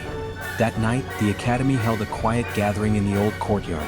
Not a festival, not a memorial. Just students, gathered in a circle, lanterns flickering low. Zaina passed around tea. Lyra read Kael's line from the journal aloud. "I was not chosen by the flame. I was returned to it." No one cheered. No one clapped.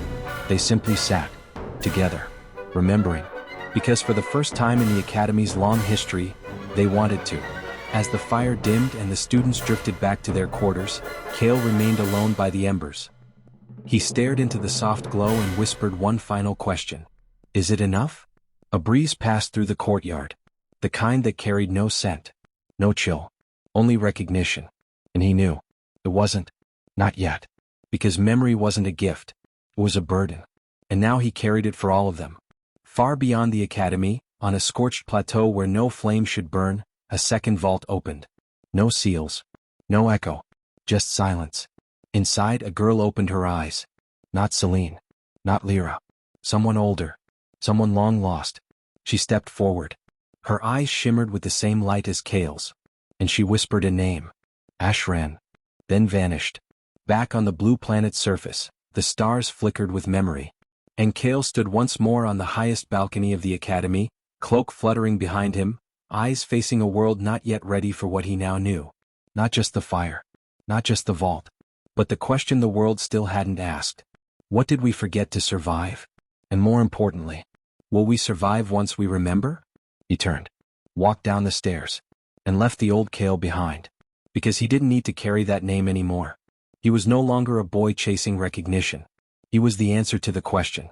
And the world would soon remember what it asked. The academy gates opened at dawn. For the first time in months, they weren't opening to receive. They were opening to release. Kael stood at the archway, cloak draped over his shoulder, sword sheathed across his back. The silver-threaded pendant hung visible now, no longer hidden, no longer worn in secret. He wasn't leaving in exile. He was leaving because he was ready. And the academy wasn't. Lyra stood beside him with her usual satchel, filled not with books but with pages, recordings of things no one else dared to preserve. "You're really going?" she said softly. Kael nodded. "There's more to remember. And it's not here."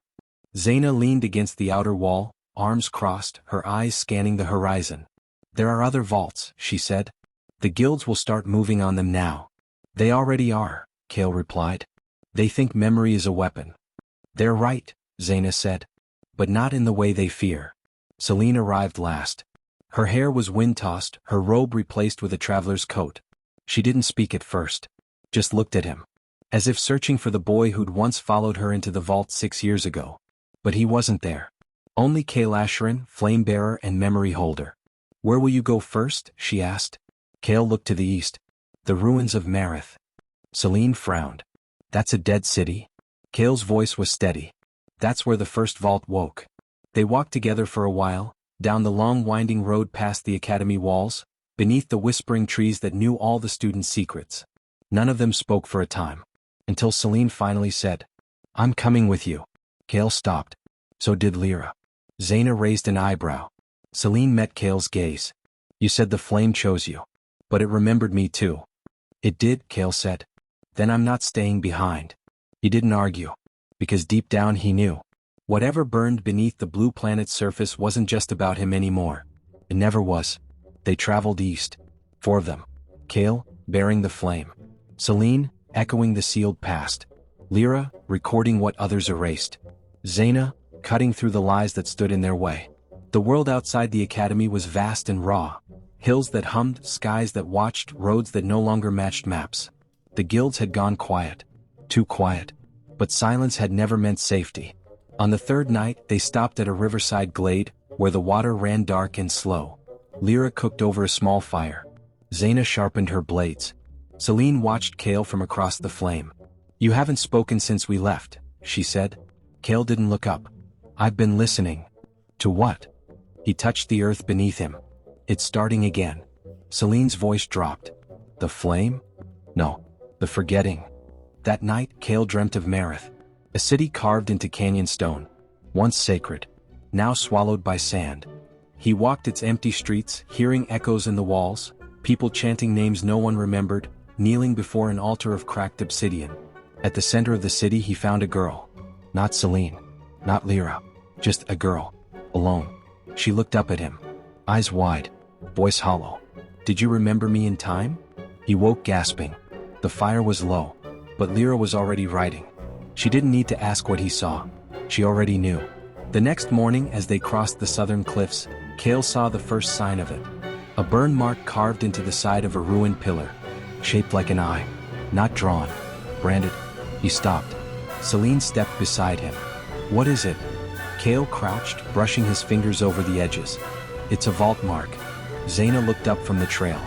"There's no vault here." "There was," Kael said. Lyra knelt and traced the outline with ink. No seal. Kael's eyes narrowed. No memory. They reached Marith the next night. Or what was left of it. Stone towers half sunken into earth. Bridges collapsed. Roads carved with unknown runes half erased by time. And silence. Not abandonment, but censorship. The city had been scrubbed. No voices. No echoes. No names. Celine shivered. "I can't feel anything." Kael stepped forward. "I can." He knelt, pressed his hand to the stone, and whispered the name. Vera. The earth pulsed once, then went still. Kael stood. "She's still here." Zaina drew her weapon. "Then we find her." As they entered the city's heart, Kael felt it. Not flame. Not power. But absence. A memory just beyond reach. Like a name on the tip of your tongue that slips just as you reach it. Celine caught his hand. "You're shaking." "I felt this before," he said. "In the vault." Lyra looked around. "So what happened to Marith?" Kael's voice was flat. "They remembered too late." He stopped in front of a fallen spire. Once a library. Now a tomb. The wall bore a single name carved in reverse. Kael spoke it aloud. "Vera-san." The name echoed. And behind the wall something stirred. Not rage. Not light. But a voice. Faint. Young. Tired. "Ashran?" Kael stepped back. Celine's grip tightened on his arm. Lyra whispered, "She's still alive?" Kael shook his head. "No. She's remembered." And for the first time since the vault had opened, Kael wasn't afraid. Because this was what the flame had prepared him for. Not war. Not dominance. But remembrance. And now, in the ash of a dead city, a name had survived. The name had been spoken. Not read. Not guessed. Remembered. Vera-san. And the city of Marith responded. Not with movement. Not with flame. But with a voice. "Ashran?" The sound was soft, like breath caught between lives. Kael stepped closer to the fractured wall, fingers brushing against the name carved backward in old flame script. The grooves weren't just cut. They were branded. Lyra whispered behind him. This wasn't graffiti. No, Kael said. It was a seal. Zaina drew her blade. Not in fear but out of respect. Celine took one step forward. What happens when you say it again? Kael glanced at her. Then said the name, this time with full intent. Vera-san. The ground shifted. Not a tremor, more like stone breathing. And then, the wall dissolved. Behind it was a room. Small. Circular.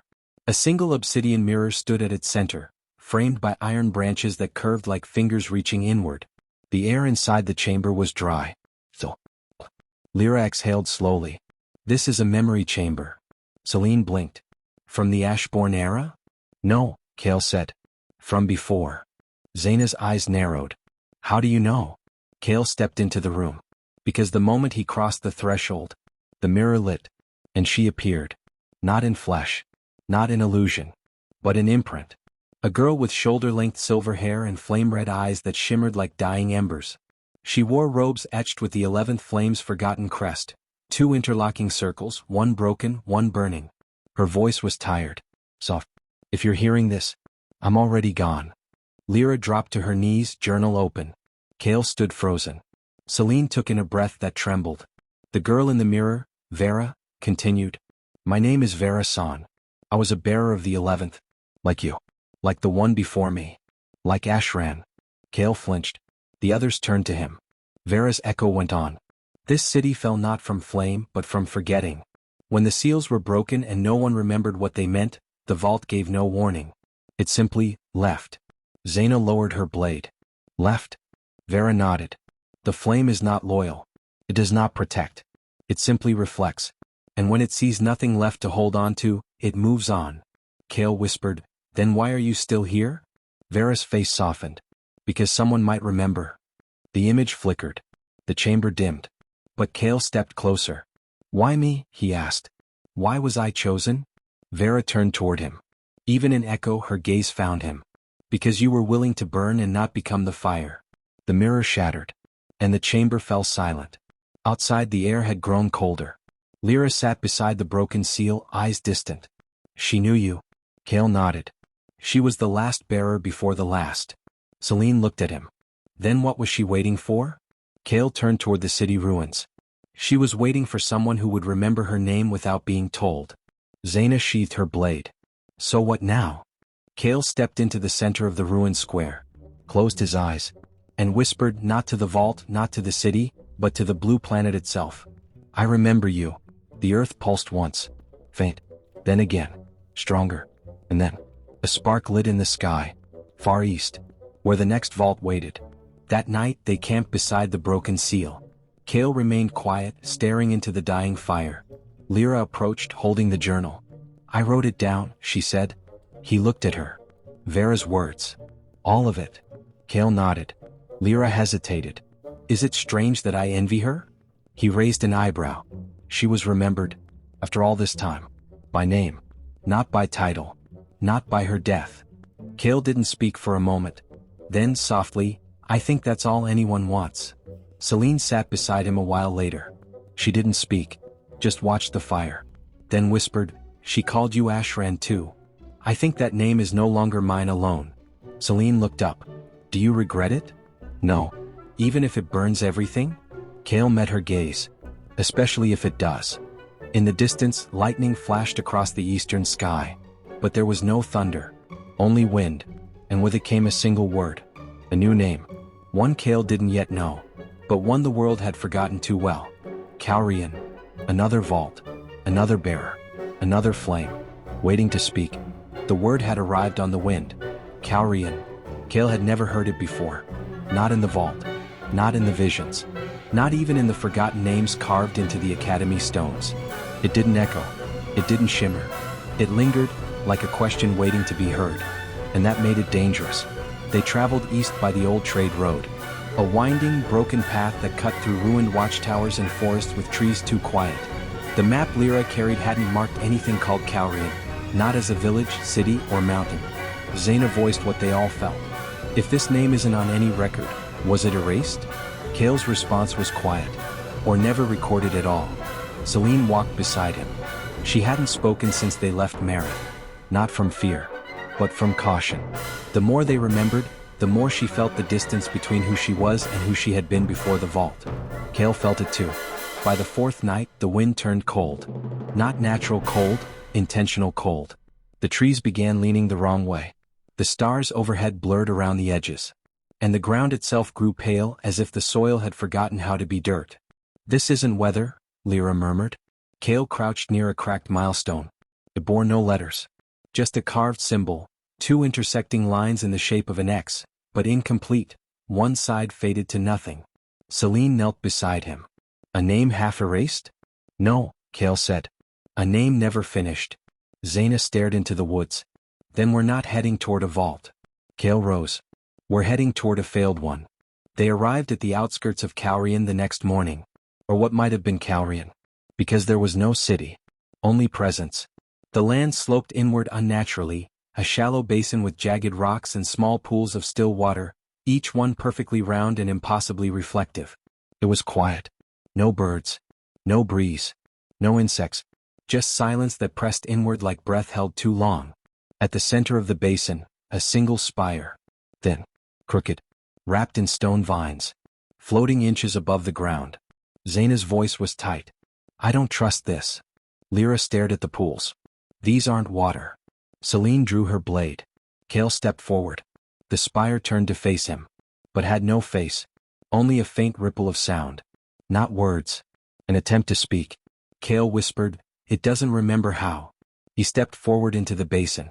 The others followed reluctantly, their footsteps swallowed by the soft, dust-covered earth. The pools reflected them not as they were, but as they might have been. Kael saw a version of himself with eyes hollowed by flame. Celine saw herself younger, running.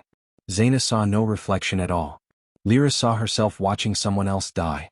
None of them spoke. They simply walked until they reached the base of the spire. Kael placed his hand on it. It was cold. But not in temperature. In absence. "Can you hear me?" he asked. Nothing. He repeated it. Then again. Finally, a faint pulse rippled through the ground. Not a sound, not an image. A pressure. Lyra gasped. "I think it's trying to remember." They camped at the edge of the basin that night. None of them lit a fire. The stars above didn't blink. The pools never rippled. Kael sat with his back to the spire, the pendant in his palm. He had begun carrying it again, not to protect himself, but to remind the others he was still himself. Celine approached and sat beside him. "Do you think it was a vault?" He nodded. "Then why was it never named?" "Because no one survived it." She swallowed hard. "But you said names can't disappear." "They can't," he said. "But some never had the chance to form." At midnight the spire cracked. A thin fracture down its side. Kael stood immediately. Lyra woke first. Zaina followed, blade ready. Celine stepped back. The spire began to speak. Not words. Not images. Just a feeling. Loneliness. So deep it felt like being buried beneath silence. Kael placed his hand on the stone again. And whispered, "I'm here." The spire pulsed once. And then spoke one word. A name. But not Calrian. Something else. Aaron. Kael stumbled back. That name. Celine caught him. "What is it?" Kael's voice cracked. "That was my name before Ashran." The spire shattered. Not violently. Just released. It fell to dust in a blink. And left behind only a stone tablet half-written. The first line read, "To the bearer who never came." Kael dropped to his knees. Lyra approached slowly, eyes wide. "Is this a vault that failed to bind?" Kael nodded. It waited. But no one ever answered. Celine said nothing. But her hand found his. And for a long time no one spoke. They just remembered. For someone who never had the chance to be remembered. At dawn the pools dried. The basin lightened. The world resumed. Kael stood at the edge and spoke aloud. "Aaron, I remember you." The wind picked up. And the stars finally blinked again. Far away in the mountain city of Haurith, a girl awoke with tears in her eyes. She didn't know why. Only that someone had just remembered her brother. And for the first time in 12 years. She said his name aloud. "Aaron." Back in the basin, Kael turned east again. "There's another vault," he said. Zaina glanced over. "Where?" Kael didn't point. Because it wasn't on the map. "It's the one they buried on purpose." Lyra tightened her grip on her journal. Celine drew her blade again. Zaina just smiled grimly. Then we dig. And behind them, the unnamed ground where Kaurian had waited whispered once more. Thank you. The wind shifted 3 days after Kaurian. Kael felt it first, not on his skin, but in his memory. It pulled at him, not like a call, like a tether. Something left unfinished, something he had once turned away from. Now it pulled again. They crossed the highlands beneath iron-gray skies. The eastern lands were different, colder not in temperature but in tone. The trees here leaned inward. The roads, once paved, had grown over with moss and root. Occasionally, Lyra would stop to mark new notations in her journal, muttering about distances that changed. There are no ruins here, Zaina said. There were, Kael replied. But someone erased them. Celine glanced over. How do you erase a vault? Kael touched the hilt of his blade. By destroying the people who remembered it. On the 4th morning, they reached a hill that wasn't on any map. It stood alone, a mound of overgrown earth ringed by stones so smooth they almost looked like glass. The wind didn't touch the hill. Even the birds flew around it. Kael stood at the edge. This is it. Zaina frowned. This isn't a vault. It's a grave. Kael nodded. They buried one inside the other. Lyra knelt near the smooth stones. These are melted, she murmured. From flame? Celine asked. Kael crouched beside them. No. From something worse. He closed his eyes and placed his palm to the ground, and whispered the name. Tirana. The earth shuddered. The air grew heavy, and beneath the hill, something groaned. Not alive. Not angry. Just stirring.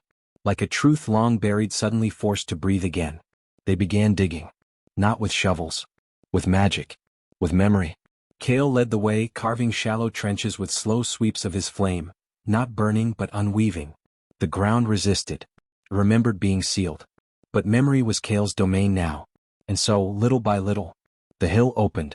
By dusk they uncovered the first sign. A circle of stone, scorched black in a perfect ring, large enough to hold 20 people. At its center, a single iron spike. Half buried. Still warm. Celine crouched beside it. A ward anchor? Kael shook his head. A stake. Lyra's eyes widened. Someone was bound here. Zaina drew her blade. Then we're not just digging into a vault, she said. We're unburying an execution. Kael stepped into the circle. The ground vibrated faintly beneath his boots, not with life but with grief. He placed his hand on the spike. A vision surged. A memory. Hazy. Distant. Flickering. He saw a woman bound in fire thread, kneeling at the center of the circle. Her face was covered. Her robes torn. She did not scream. Around her, robed figures chanted. Their voices cold. Rehearsed. They weren't guilds. They were judges. And the flame she bore, the 11th, had been denied. Not because she failed, but because she refused to forget. They didn't seal the vault. They used it to bury her. Kael staggered back. Lyra caught him. What did you see? Kael didn't answer. He turned to the spike and pulled it free. The ground screamed, the sound not of pain, but of relief. The circle cracked and revealed a staircase beneath, carved in obsidian, leading down. Celine raised her lantern. Kael looked back at them. You don't have to come with me. Zaina stepped forward. Don't insult me. Lyra tightened her grip on her journal. I've written this far. I'm not stopping. Celine just touched his hand. You're not the only one who remembers. They descended together. The stairs were long. Far longer than they should have been. Each step echoed not just in the air, but in Kael's bones. He felt the flame inside him pull tighter. Not warning him. Preparing him. At last they reached the chamber. A room without corners. Walls that bled light. And at its center, a girl. She floated just above the ground, her body wrapped in burning thread, neither asleep nor dead. Her eyes were open. But she did not blink. She was young. No older than Celine had been at the academy. But her aura. It was ancient. Kael stepped closer. And the girl spoke. Her voice was raw. Hoarse. You pulled the stake. Kael nodded. Then you've unsealed my name. He swallowed. Are you Tirana? She looked at him. Not at his face. At his flame. And smiled. You're the one who chose to remember. Behind Kael the others stood still. No one moved. The girl, Tirana, slowly descended until her feet touched the floor. The threads unwrapped from her arms. But they did not fall. They turned to ash mid-air. She stepped forward. and whispered, "I died trying to stop them from turning memory into a weapon." Kael's throat tightened. "The judges?" She nodded. "They tried to erase the vaults. When that failed, they erased the names. Mine first." Celine stepped beside Kael. "Why you?" Tirana looked at her. "I was the first to choose the 11th flame." Lyra stared. "You were the original?" Tirana nodded. "I wasn't born to it. I wasn't chosen. I asked for it. And it listened." Zaina murmured, "And that scared them." Tirana smiled. "Because I remembered before anyone else was told to forget." She turned to Kael. "You carry it now." "I do." She stepped closer and placed her palm to his chest. A spark passed between them. Not of fire, but of recognition. Tirana's eyes fluttered closed. "You're ready to take the next name." Kael blinked. "Whose?" Tirana stepped back, her form already flickering. "Mine." And then, she was gone. No body, no echo, just ash, and a warmth that lingered like the first sun after winter. Celine turned to Kael. "You remember her now?" He nodded. "Not just her." He looked at the others. "I remember why she burned." As they climbed from the vault, the stars were clearer than before. And high above them, one star flared blue. Celine whispered, "That's not a star." Kael nodded. "It's the next vault." And far below the earth, in a chamber of broken names, a cold voice stirred. One that had not forgotten. One that did not forgive. A voice that belonged not to flame, but to the ones who tried to bury it. "They are remembering." Then burn them again. They left the buried vault in silence. The hill where Tirana had slept no longer breathed. Its earth had settled. Its fire had passed on. But Kael carried it now, a warmth not of heat but of purpose. Not power, but presence. Every step he took, the ground felt more aware. Every breath he drew, the world listened just a little more closely. By the third day of travel, the roads vanished. Literally. The stone path they followed faded into raw soil. Not from decay, but from erasure. Lyra crouched beside a broken milestone, running her fingers over the blank face. "No name," she murmured. "No direction." Zaina scanned the horizon. "This isn't just forgotten," she said. "Someone removed it." Kael nodded. Celine looked at him carefully. "What does it mean when a place is erased before you arrive?" Kael's voice was quiet. "It means something remembers me coming." That night the dreams returned. But they weren't his own. They were hers. Tirana's. He stood in a firelit hall surrounded by shadowed judges. Each one faceless. Each one chanting a single word, "Refuse." Tirana, younger and wide-eyed, stood before them, holding a flame in her hands. She offered it. They turned away. The flame dimmed. Not extinguished, rejected. Kael woke cold. And understood. The next vault wouldn't welcome him. It would deny him. By the 5th day they reached a ravine where the sun refused to fall. Even at noon the sky remained dim, as though light had agreed to pass over, not through. They descended carefully, the air growing heavier with each step. Kael paused often, hand on stone, listening. Until finally, he felt it. A pulse. Unlike the others. Angrier. A vault that did not slumber. But resented. Celine whispered, "It's close." Zaina nodded. "It's awake." Lyra looked at Kael. "And it doesn't want us here." Kael took a deep breath. "Then we're here for the right reason." The vault was built into the rock wall itself. A wide circular door with no keyhole, no seal carvings, just a deep black surface that rippled like still oil. It was not warded. It was watching. Kael stepped forward. And the door recoiled. Celine took a step back instinctively. Zaina gripped her blade. Lyra opened her journal, but her quill wouldn't move. Kael touched the surface. And the vault spoke. Not in greeting, but in rejection. "You are not welcome." Kael didn't flinch. "I remember." "We do not." "I am Flamebearer, Vault Walker, Memory Holder. You are Trespasser. You bring names we cast aside." Kael stepped back. Lyra whispered, "It's hostile." "No," Kael said. "It's wounded." He turned to the others. "This isn't a vault that was forgotten. It was one that chose to forget." Celine frowned. "Why?" Kael turned back to the door. "Because it remembers failure." He placed both hands on the surface. And whispered a name Tirana had left in his dream. "Rel." The vault screamed. A shockwave pulsed outward, not through air but through thought. Lyra gasped and dropped to her knees. Zaina staggered. Celine clutched Kael's shoulder. The vault's voice thundered again. Do not speak that name. Kael didn't move. She was the bearer who betrayed her flame. The door pulsed. She was the one who turned memory into weapon. Kael's voice dropped. But she was also the one who tried to undo it. Silence. Then the vault rippled again. And opened. Inside, the chamber was not like the others. There was no mirror. No pool. No flickering visions. Just a room filled with blades. Hundreds. All planted upright in a perfect circle. Kael stepped inside slowly. Each sword whispered. Not words. But regrets. Celine's voice shook. This is a memory vault forged from pain, Lyra said quietly. Zaina knelt beside a nearby blade. Its hilt was scorched. Her hand hovered over it. I can still feel the heat. Kael walked to the center, where one blade was buried deeper than the rest. He knelt and pulled it free. It was rusted, dull, but carved along its length in flame script were the words, "To remember is to bleed." Kael held the blade and spoke. Rel, if you're still here. The room pulsed, and from the shadows a figure emerged. Not a girl, not a ghost, but something in between. Her hair was white, her skin marked by flame scars. Her eyes, blank, not blind, but shut from within. She opened her mouth, but no sound came, only a shimmer of regret. Kael stepped forward. I'm not here to judge you. The figure stepped back. Kael placed the blade at her feet. I'm here to forgive you. She looked down, and for the first time, she blinked.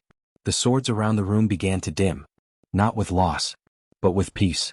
Celine whispered, You're not burning her. Kael shook his head. I'm letting her go. The figure reached out, touched Kael's hand, and whispered, broken, fragile, one word, thank you. Then she vanished, and the blade in Kael's hand flared once, then dissolved. Outside the vault, the sun finally broke through the clouds. The ravine glowed for the first time in years. Zaina exhaled. That was the most terrifying one yet. Lyra said softly, because it didn't forget. Celine placed her hand on Kael's arm. You've seen what happens when memory is used as a weapon. He nodded. Then the next vault may not ask us questions, she said. Kael looked up at the sky, where a second blue flare burned, brighter than before. And lower, closer. Next time, he said, it might strike first. Far across the continent, in a city made of light and silence, a council gathered. Not guilds, not vault walkers, but judges. Their leader, an old woman wrapped in robes of bone thread, whispered, The 11th has reached the fallen vault. Then we are out of time. Prepare the severing flame. Burn the memory before it spreads. And beneath their feet, a vault pulsed once. Not awake, not asleep, just angry. The flame was still warm in Kael's chest, but something was wrong. The next vault was not calling to him. It was burning, not in anger, but in defense. They traveled north into a canyon valley where the trees grew tall and bowed, branches brushing the ground like morning arms. The roads were stone again, sharp cut, unnaturally clean. Zaina narrowed her eyes. These were just rebuilt. Lyra scanned the tree line. Not by locals. The guilds avoid this region. Celine pressed her palm to the soil. There's spell residue here. Wards woven beneath the surface. Kael closed his eyes and felt it. Something old. Something active, but not welcoming. A vault, half awake, half bound, and completely compromised. By midday they reached the outer edge of the ravine, and what they saw stopped them all cold. A fortress had been built into the rock, sleek, black, rune-sealed, humming with suppression fields.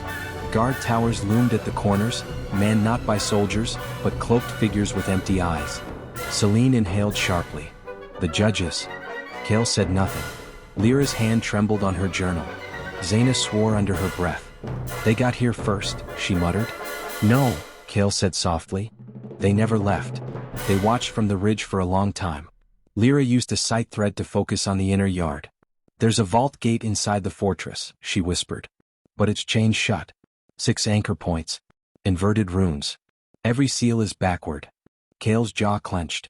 They reversed the flame, he said. Zaina's voice was sharp. Is that even possible? No, Kael said.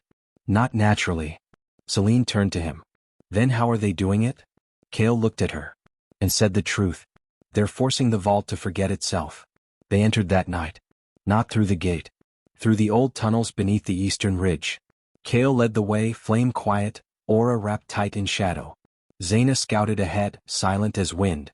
Lyra followed with chalk-marked threads to avoid loop wards. Celine carried the old sigil Kael had drawn, the one from the first vault, etched now into a metal coin. They reached the inner court just past midnight. From behind a wall of stone they saw it. The vault. Wrapped in heavy chains. Surrounded by runes meant not to protect but suppress. In front of it stood a woman. Cloaked. Put down. Eyes blindfolded. Yet she spoke clearly into the silence. I know you're there. Kael stepped out slowly. The others remained behind. The woman smiled. Not cruelly. Calmly. So you are the one who remembers. Kael said nothing. She lowered her hood. Her hair was white. Her eyes, when she removed the blindfold, were not blind. They were sealed with flame script. And yet, they shimmered. I am called Virith, keeper of the silent flame. Judge of the 11th end. Kael frowned. There was no 11th end. There will be, she said.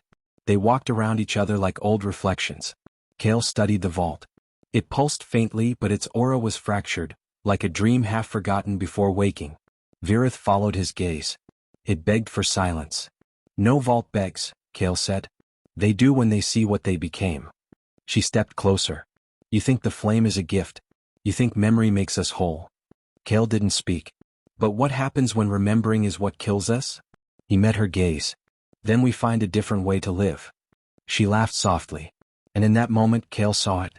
Not malice. But exhaustion. She wasn't a villain.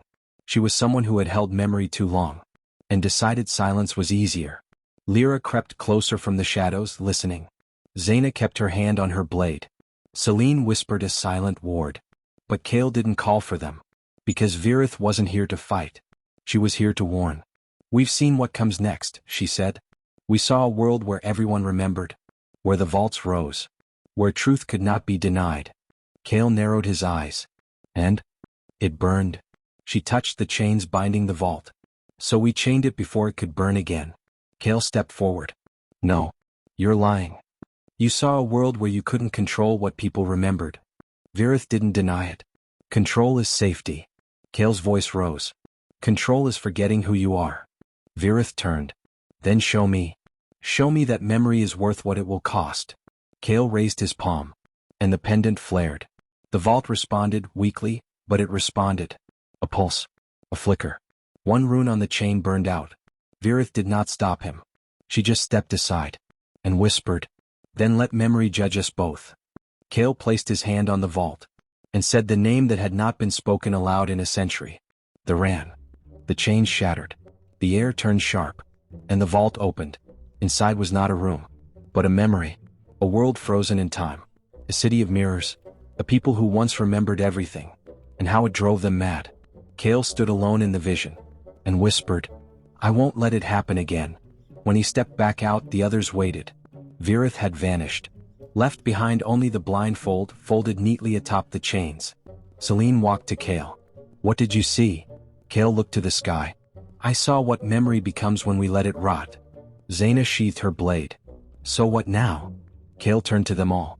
We teach the world to remember with care. Lyra closed her journal. And if they refuse? Kael looked toward the west, where the first judge vault had begun to stir. Then we burned the lie they built. Far away in the city of spires, the judges gathered again. One of them whispered. He opened the Ran. He found the memory we tried to erase. Another stood. Then we cannot wait. Prepare the severing flame. And beneath their feet, a final vault began to crack. One not made of stone, but of names never allowed to form. The vault of the Ran no longer slept. But neither did the judges. They had seen Kael's path. Felt the weight of each name he brought back. And now they moved not as shadows but as flame. Not the 11th flame. Not memory. But severance. The kind that didn't kill you. Just made you forget what it meant to live. The morning after the Ran fell, the skies above the eastern cliffs turned violet. Not a sunrise. A burn mark stretching across the horizon. Zaina saw it first. She stood alone on the ridge, wind lifting the edges of her cloak. Her voice was cold as she called back. They lit it. Kael stepped up beside her. The severing flame. Celine joined him. You've seen it before? Kael didn't answer right away. Then, only once. He looked down at his hands. And it was the night I lost my name. They broke camp without speaking. Even Lyra, usually scribbling notes before breakfast, packed her journal in silence. The road ahead led north, not toward another vault, but toward the source of the flame they now followed. "What's there?" Zaina asked as they moved. Kael kept walking. "A site called Soulmark." Celine frowned. "Not a guild stronghold?" "No," Kael said. "It used to be a prison." As they moved through the forest pass, Kael's thoughts drifted. The road blurred beneath his boots. His mind played the name over and over. Soulmark. It had once been a hidden archive, a place where names were stored before they were sealed. But when the judges began losing control of the 11th Flame's legacy, they turned Soulmark into something else. A testing ground, where they burned names to see which ones survived. Kael clenched his jaw. His name had been one of them. By midday they reached a cliff's edge. Below it lay a vast valley. At its center, the ruins of Soulmark. The buildings were gone, melted into slag and glass.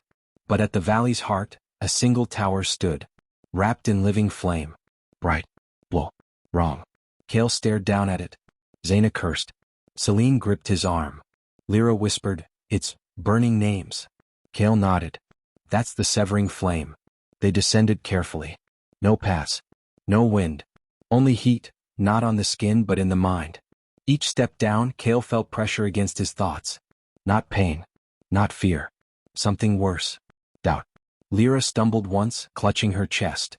Zaina steadied her. "You all right?" I couldn't remember what day it was. Celine's eyes darkened. "It's already working." Kael turned to them. "Stay behind me. It's targeting names. If we lose our sense of self." He didn't finish the sentence. He didn't need to. They reached the base of the tower by sunset. It didn't have doors. Only a single stone archway, pulsing with runes Kael had never seen, but instinctively feared. He stepped through and entered memory. Not his own, but one designed to trap him. The walls flickered with echoes, scenes that never happened but could have. Kael walking away from Celine at the academy. Kael letting Tirana die. Kael becoming the flame and nothing else. The severing flame whispered, "You are not Ashran. You are not Kael. You are the fire that forgets." Kael dropped to one knee, sweating, shaking. Celine's voice called from beyond the threshold. "Don't believe it." Lyra's voice next, "You are Kael. I wrote every part of you." Zaina, "Stand up or I'll punch you through the floor." Kael laughed through clenched teeth, and stood. The severing flame recoiled. It had been challenged. Kael stepped forward, pendant blazing. And for the first time he spoke not to remember, but to reject forgetting. He raised his hand, and said his name aloud. Kael Ashran Runner. The flame screamed, not in sound, but in broken memory. The tower shook, cracked, and the blue fire turned white, then faded. Gone. Kael stood in silence. The tower was empty. No rooms, no books, no cells, just ash. He turned around, and found a small black shard at the center of the floor. Lyra approached, breath shallow. A memory crystal? Kael picked it up. The surface burned. Inside it pulsed a single name. Velan. Not a name he knew, but one that knew him. They returned to the surface. The sky above had darkened again, normal this time. Clouds. When? Stars reappearing. Celine took Kael's hand. "You stopped it?" Kael shook his head. "No. I survived it." Zaina joined them. "And what's that?" she asked, nodding to the shard. Kael looked down at it, and felt it stir. Not warm, but sharp. "The name of the one who built Soulmark," he said quietly. Lyra's eyes widened. "The architect of the severing flame?" Kael nodded once. "And the only person who might know how to undo it." Far away in the vault beneath the judges' council hall, a voice echoed. "He carries the shard. Then Soulmark failed. Then we move to the last resort. We sever him next. Not his memory.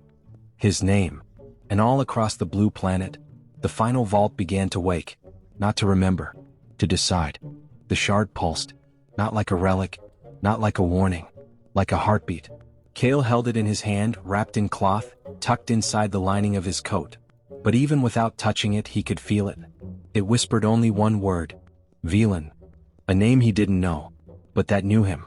They traveled west now, crossing the scorched highlands where nothing grew. The soil here was blackened, not from fire but from absence. Zaina said the grass refused to grow because too many names had been burned here. No graves, No ruins. Just wind. And whispers that didn't speak in words. Celine walked in silence. Lyra wrote in fragments. And Kael listened. He could feel the shard stirring. He wanted to be found. Or perhaps, he wanted to find something else. By the second night, they reached the edge of a vast field where stone pillars jutted from the earth like broken bones.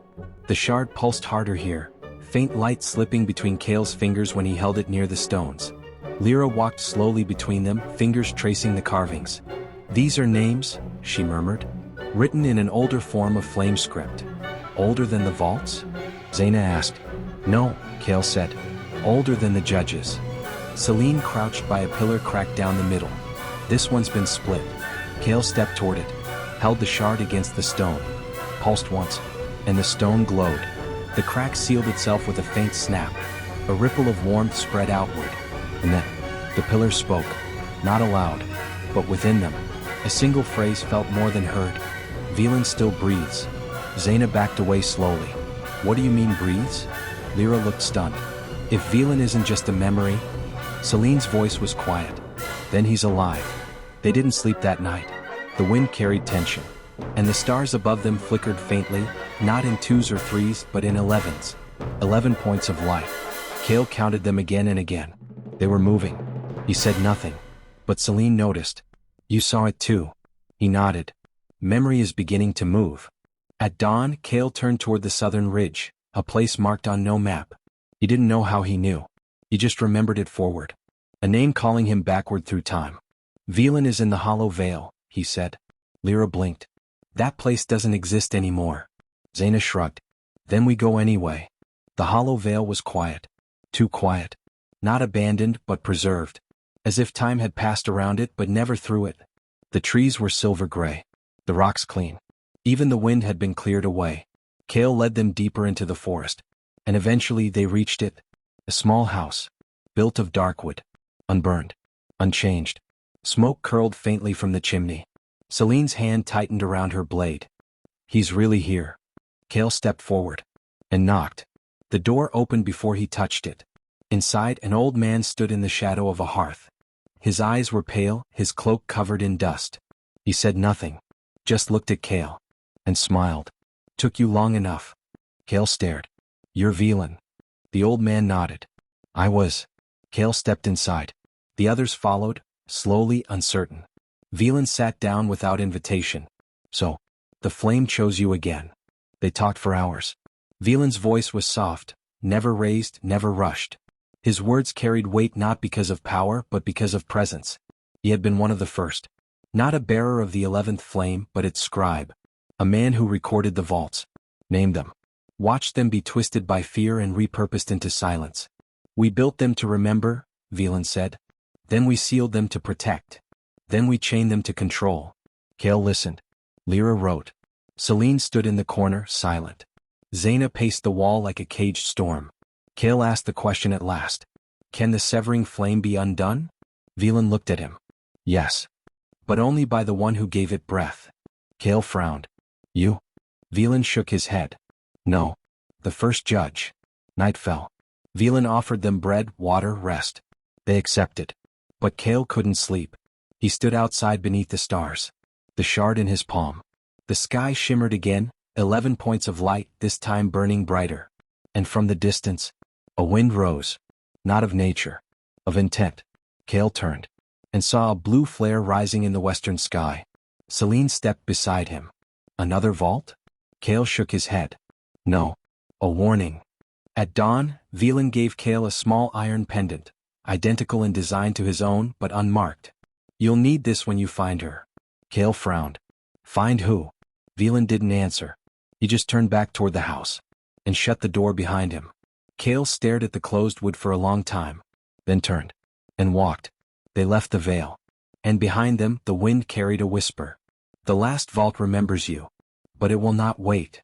It will burn its own name if you do not come."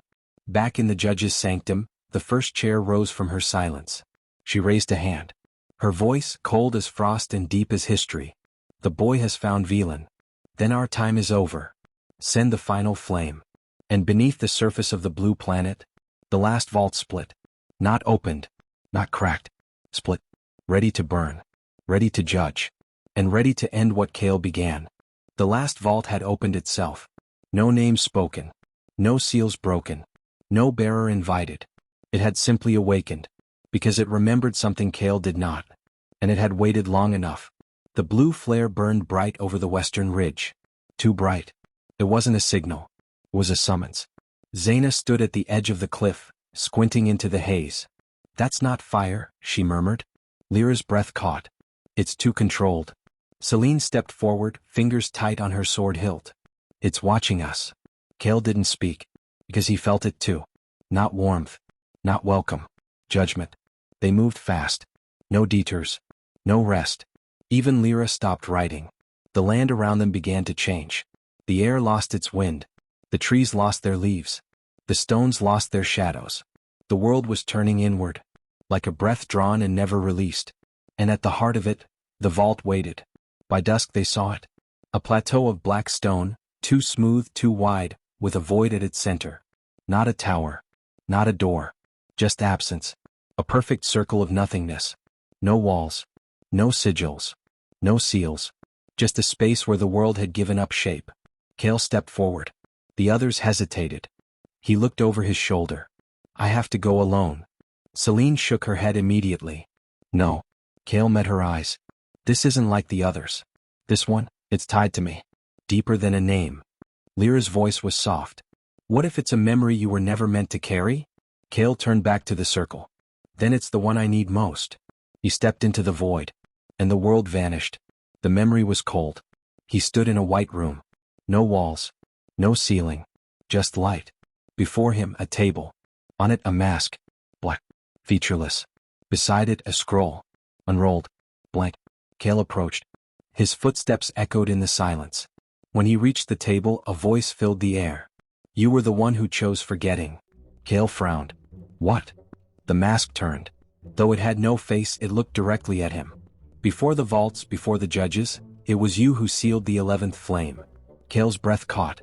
"No. I was Ashran. A bearer. Before that." And Kael saw it. A fragment. A flicker. A man in a mirror, older, stronger, tired, kneeling before a fire that begged to be carried. But he had turned away. He had refused. "You created the first forgetting." Kael fell to his knees. The mask loomed over him. "And now you come to undo it?" Kael's voice cracked. "I came to remember it." The light pulsed. The scroll on the table filled with words. Not flames. Not power. Just a single line. "To remember is to forgive what we buried to survive." Kael rose slowly. Tears in his eyes. "I remember now." The voice asked, "Then will you burn for it?" Kael stepped forward, took the scroll, and placed it over his heart. "Yes." The void released him. He fell forward onto stone. The others ran to him. Celine knelt first, hands shaking. "Kael?" He opened his eyes and whispered, "It was me." Zaina froze. "You created the system?" Kael nodded. "I created forgetting." Lyra covered her mouth. Celine sat back in stunned silence. Kael looked at them all. "I sealed the 11th flame because I thought it would destroy us." He held up the scroll. "But memory is not what burned the world. It was fear of remembering." The last vault pulsed. Not in rage. Not in welcome. But in relief. Because its final name had been returned. And with it so was the truth. Kael had not just inherited the 11th flame. He had forged it. And now the choice belonged to him once more. That night, the stars flickered with 11 lights. Then 12. Celine looked up. "There's a new point." Kael nodded. "It's not a vault." Zaina asked, "Then what is it?" Kael turned toward the horizon. A decision. Far away in the last hidden chamber of the judge's sanctum, the first chair lit a final candle. She whispered, "He knows now. Then we cannot stop him. Then we hope he makes the same mistake again. And if he doesn't, then the world will remember everything." Kael stood beneath the stars, scroll in hand, flame in chest, and for the first time since dying, since forgetting, since waking in the academy, he was whole. And now he had to choose. Would memory be a burden? Or a beginning? The sky had turned. Not with storm. Not with flame. But with possibility. Above Kael, 12 stars burned in a perfect arc. 11 for the vaults, 1 for the decision yet to be made. Each pulse was soft, steady, and waiting. because for the first time, the choice was no longer forced. It was his. Kael stood at the edge of the last vault's basin, scroll in hand. Behind him, Celine, Zaina, Lyra, silent, watching, carrying the weight of every name they'd remembered. Before him, the ancient stone altar, now reformed. Where once a flame had been locked in silence, it now stood open, no guards, no seals. Just a place to speak a name. I mean it. He looked down at the scroll one more time. The words were still there. Written in his own hand, though he hadn't remembered writing them. To remember is to forgive what we buried to survive. It wasn't a spell. It wasn't a command. It was an invitation. He stepped onto the stone. The wind stopped. The stars dimmed. And the altar ignited. The flame that rose was not red. Not gold. Not blue. It was clear. Like heat without fire. Memory without pain. And in it Kael saw everything. Tirana's final breath. Rel's surrender. Vera's quiet waiting. The silent vault at Calrian. Velan's forgotten warnings. His own hand. Writing the first seal. Choosing silence. He had not just sealed the 11th flame. He had named it. Kael had been his name after. But before that, he was known as the unseen flame. The one who had judged memory too painful to preserve. Now, full circle, he stood on the ashes of that decision. And whispered, "I forgive who I was." The altar flared. The scroll in his hand turned to ash, not consumed but released. And from the sky, all 12 stars shimmered once. Then poured downward. Not as flame, but as names. Thousands. From the vaults. From forgotten cities. From broken blades. From graves without markers. Names of every bearer. Every flame. Every choice. They landed like snow. Light. Endless. And then they vanished. But Kael knew, they hadn't disappeared. They had returned to the blue planet. To be remembered by those ready to remember. Not as truth, but as possibility. Lyra stepped beside him. Tears slipping down her cheeks. "You did it," she whispered. Zaina stood back, arms crossed, voice rough. "Do you feel different?" Kael nodded. "I feel myself." Celine approached slowly. She touched his chest, right over where the flame once marked him. "It's gone," she said. Kael met her eyes. "No. It's everywhere now." The vault behind them pulsed one last time. Then crumbled. Not shattered. Not sealed. Just ended. Because it had nothing left to hold. Its name had been given back. Its memory had been shared. Its purpose was complete. They left the basin in silence. Not out of sorrow. Out of reverence. The world was still the same. But they were not. They were no longer survivors. They were witnesses. Days later, stories began spreading. A boy in a burned coat who walked into a town and remembered its founding. A girl who spoke a name lost in war, and saw a flower bloom where her brother once fell. A scribe whose books wrote themselves when he wept. Memory was returning. Slowly. Softly. But surely. Because Kael had chosen not to carry the flame, but to share it. They returned to the academy one final time. Not to study. To bury the past. Lyra left her journal, now filled with over 600 pages, in the library's heart, wrapped in cloth, sealed in truth. Zaina left a blade carved with the name of the vault she forgave. Celine left a pendant, the twin circle, and whispered, "This time let it be a beginning." Kael left nothing. Because he had already returned everything. That night, the stars shone in silence. No flare. No vault. No judgment. Just light. And from the highest tower of the academy, Kael whispered to no one, "We do not have to forget to survive. We can remember and still live. We can burn, without becoming ash." And the blue planet turned quietly. Holding names once more.